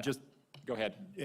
No, you go ahead. Go ahead. I would have said, like, again, I'm not going to reveal the protective details, but I'm pretty confident that the agency can get this done. And I think it needs to get done if you look at the kind of ongoing threats that he and all these others face. Yeah, I will, sir. Despite all the resource constraints we talked about today, he's not the President of the United States. He doesn't have an 18-car motorcade, nor do any of the others. I think he needs that protective detail. And now that you're in charge, I'm asking you to take a new look at that and also talk to your supervisors inside the department about whether you can spare just that small, limited amount of resources, okay? Senator Welch, you're recognized for your question. I will, sir. Thank you very much. You know, there's, first of all, thank you both for the tremendous work you do and for all the folks behind you and under you. So thank you for that. I kind of want to follow up a little bit on Senator Cotton. You know, there's three issues that have been raised. One is the selection of who gets protection, and you've addressed that just now. The other is whether it's a budget issue, which I don't necessarily think it is. But then there's the operational question. Was this an operational failure? And it appears to me that's where the focus should be. And one of the issues on the operations is the capacity of people who are part of the team, both Secret Service and also the local law enforcement, their capacity to act on what they see. And this is what Senator Cotton, I think, was talking about with common sense. You know, you mentioned that the sniper was authorized immediately to act. He wasn't checking in with anyone, right? And he took out the shooter as quickly as he could. But according to the timeline, you had local law enforcement captured 2 photographs of the shooter at 5:10. At 5:32, local law enforcement officers spot a suspicious person who turned out to be the shooter with a phone and a rangefinder. At 5:46, the alert was so significant that snipers text photo of the shooter from where he was initially spotted to the USS lead sniper. I mean, how is it that where you had these experienced law enforcement people who understood the gravity of the responsibility of protecting the presidential candidate, the former president, none of these actionable observations resulted in action? I'll direct that first to you, Deputy Director Abate. Thank you, Senator. From the FBI standpoint, we're simply collecting the facts. We've interviewed most of the officers. Now we'll end up interviewing all of them. Okay, well, good. Assistant Director or Acting Director Rowe. So on that, Senator, I think there was a sense of this guy is standing out, and that's why he came to the attention of local law enforcement. No, I get that. That's my point. Right. He did stand out. Correct. But nothing happened. Well, I mean, there were alerts, There were but there alerts. was like, you've got somebody suspicious. Why didn't somebody go interact with the suspicious person, like, right away? And they were attempting to locate him. I can't answer that question as to why, if they took a picture of him and they thought he was unusual, suspicious, not acting normal, why there wasn't. And I think, again, there was probably an assumption on the part of that officer that took that picture that, oh, some uniform or somebody will go eventually and walk up to this. Well, see, that's what seems like an operational failure. Somebody else will do it. So is the responsibility of an officer to alert some other officer that they think somebody might be suspicious, or the first officer who sees a suspicious person can take the next step to actually engage that person or talk to someone very, very close to it and say engage that person? And this guy was wandering around for quite a while. He was. I can't put myself in the mind of that officer. I'm not asking you to do that. I'm asking, this is operationally, how does the process work? Okay, so that is the job of the leaders as opposed to the officers. Are they empowered to act immediately upon the observation of someone who looks very suspicious, particularly when they've got the rangefinder? They were in a place where it really wasn't about seeing the rally. It was, as we see, it was a place where you get a good view of former President Trump. I mean, that is a leadership issue, right? So, Senator, that officer didn't work for me. That was a state and local officer that made that observation, took that picture. So I can tell you from the Secret Service perspective, and we do this routinely is that when people come to our attention, we locate them, we go up, we do a field interview, or we try to do a All right, then consensual That's the encounter. operational thing I'm talking about. If you do it within Secret Service, you all are in charge, and you are relying on local law enforcement assets, those folks, and they did their job here up to a point where they identified this person, passed information along, but nobody acted. The empowerment to that local officer, I would think, has to come, be transmitted through the Secret Service, maybe in the earlier briefings, but, where you say, folks, you see somebody suspicious, you engage that suspicious person. I don't disagree, Senator, and it goes back to my comments at the beginning of the hearing that we need to be very direct to our local law enforcement counterparts so that they understand exactly what their expectations. I yield back. Thank you very much, Mr. Chairman. Thank you. Senator Tillis, you're recognized for your questions. Thank you, Mr. Chairman, Mr. Abate, Mr. Rowe, thank you for being here. Mr. Rowe, do you have a picture? I was watching your testimony earlier. Do you have a photograph of the vantage point from the Secret Service snipers? I do. I believe that's C. And there were two, is that correct? Yes, sir, stage left and stage right. Okay, and I don't know if you have a vantage point of both of them or not. I know you had one for the one who ultimately shot the. That's the vantage point of the sniper who neutralized the assailant. Okay, well, is it a similar vantage point for the other? Would they have also been impaired in terms of actually seeing him until he popped his head up? So the sniper on the stage right side, Yeah. Senator, they had an obstructive view because of that tree. They had an obstructive view. Okay, so the one thing, this discussion that I don't believe that a sniper saw someone on the roof 20 minutes before just doesn't make sense to me. It sounds like the one who took the shot probably saw him for the first time about a split second before he pulled the trigger. Is that? That's my assessment, Senator. Well, first off, I'd like to clarify the requests that have been made of a lot of people so that we get the information in a good form. I think it would be helpful, at least all the way back to, I think, November 5th of 2022, I believe, when President Trump announced that he was running for re-election. I think it'd be helpful if we could just get a matrix of any request for additional security, the resolution of that request. Was it honored? Was it denied? Was it downsized? If you could give us that, I think that that's going to be the best way versus giving us mounds and mounds of paper. If you can do that, I know you're looking at the same thing. I've heard from you that any subsequent requests for field requests are being honored. I believe that that's true. Is that your testimony? Yes, sir. Okay, thank you. I'm more worried about the 24 to 30 seconds between the time I believe local law enforcement officer was hoisted on the shoulders of another police officer, saw a person armed less than 200 yards away from the president, who I believe jumped down. What happened in those 24 or 30 seconds? I mean, obviously, there's no such thing as a panic button. The first thing you'd think is you hit panic, you cover the president, get him off stage. None of that happened. What happened? Is it just that I hear a text message? What actually happened in the 30 seconds where a law enforcement officer knew that a gun was pointed in the direction of the president from a fairly short range? What actually did those folks who did have knowledge of exactly what was happening and could probably infer what was about to happen, what did they do? And Mr. Abate or Mr. Rowe, either one, based on your interviews. Thank you, Senator. From the interviews, the officers in the immediate vicinity were operating with urgency at that point to get to this person, but he was on the roof. The officer who had looked over the edge, based on what I've been told, the shooter turned toward him with the rifle. That's what the officer observed. So he was under threat himself in that second, so he had to retreat and step down and get back to the ground in order to protect himself and keep him safe from potential rifle fire. But once he got to the ground, along with the other officers, there were Butler County local officers, Pennsylvania State Police.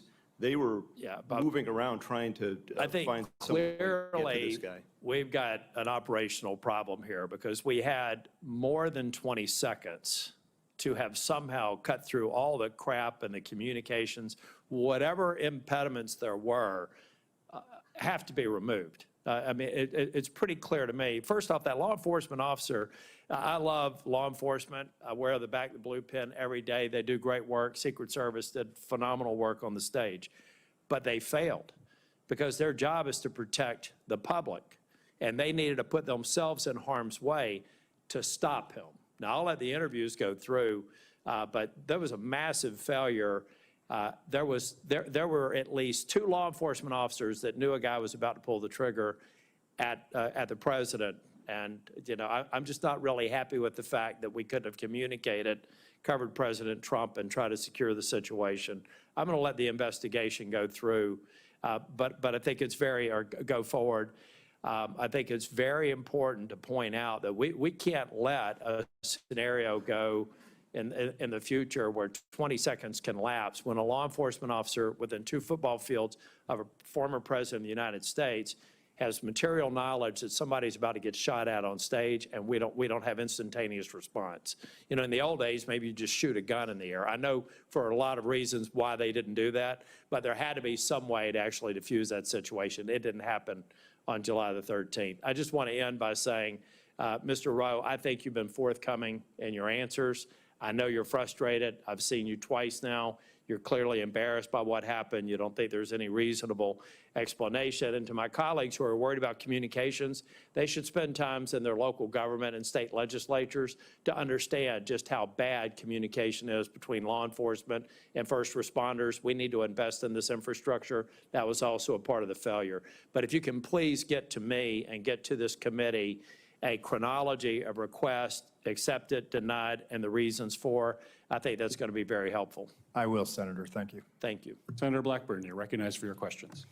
Thank you, Mr. Chairman. Thank you to each of you for your patience and for being here today. Director Rowe, I want to come to you first because a counter sniper has decided to speak out about the culture at your agency, and I think it is very telling. And he sent an email, and I'm going to quote from that. If this agency needs to change, and if not now, when? The next assassination in 30 days? But here's what I want to talk with you about, because in this email, he says, and I'm quoting again, the motto of the USSS is CYA. And every supervisor is doing it now. That's the end of his quote. So you're the guy in charge. And you're one of those supervisors. You've been a career guy there at the Secret Service. The public has lost trust in the ability to execute the mission, to protect. And I want to know how you feel about the fact that employees in your agency are worried about covering their behind and not worried about protecting a former president. Thank you, Senator. So I am hurt by that email, but not in the way you think I'm saying it. I'm hurt because my people are hurting right now. We need them. Then why did somebody delete the email?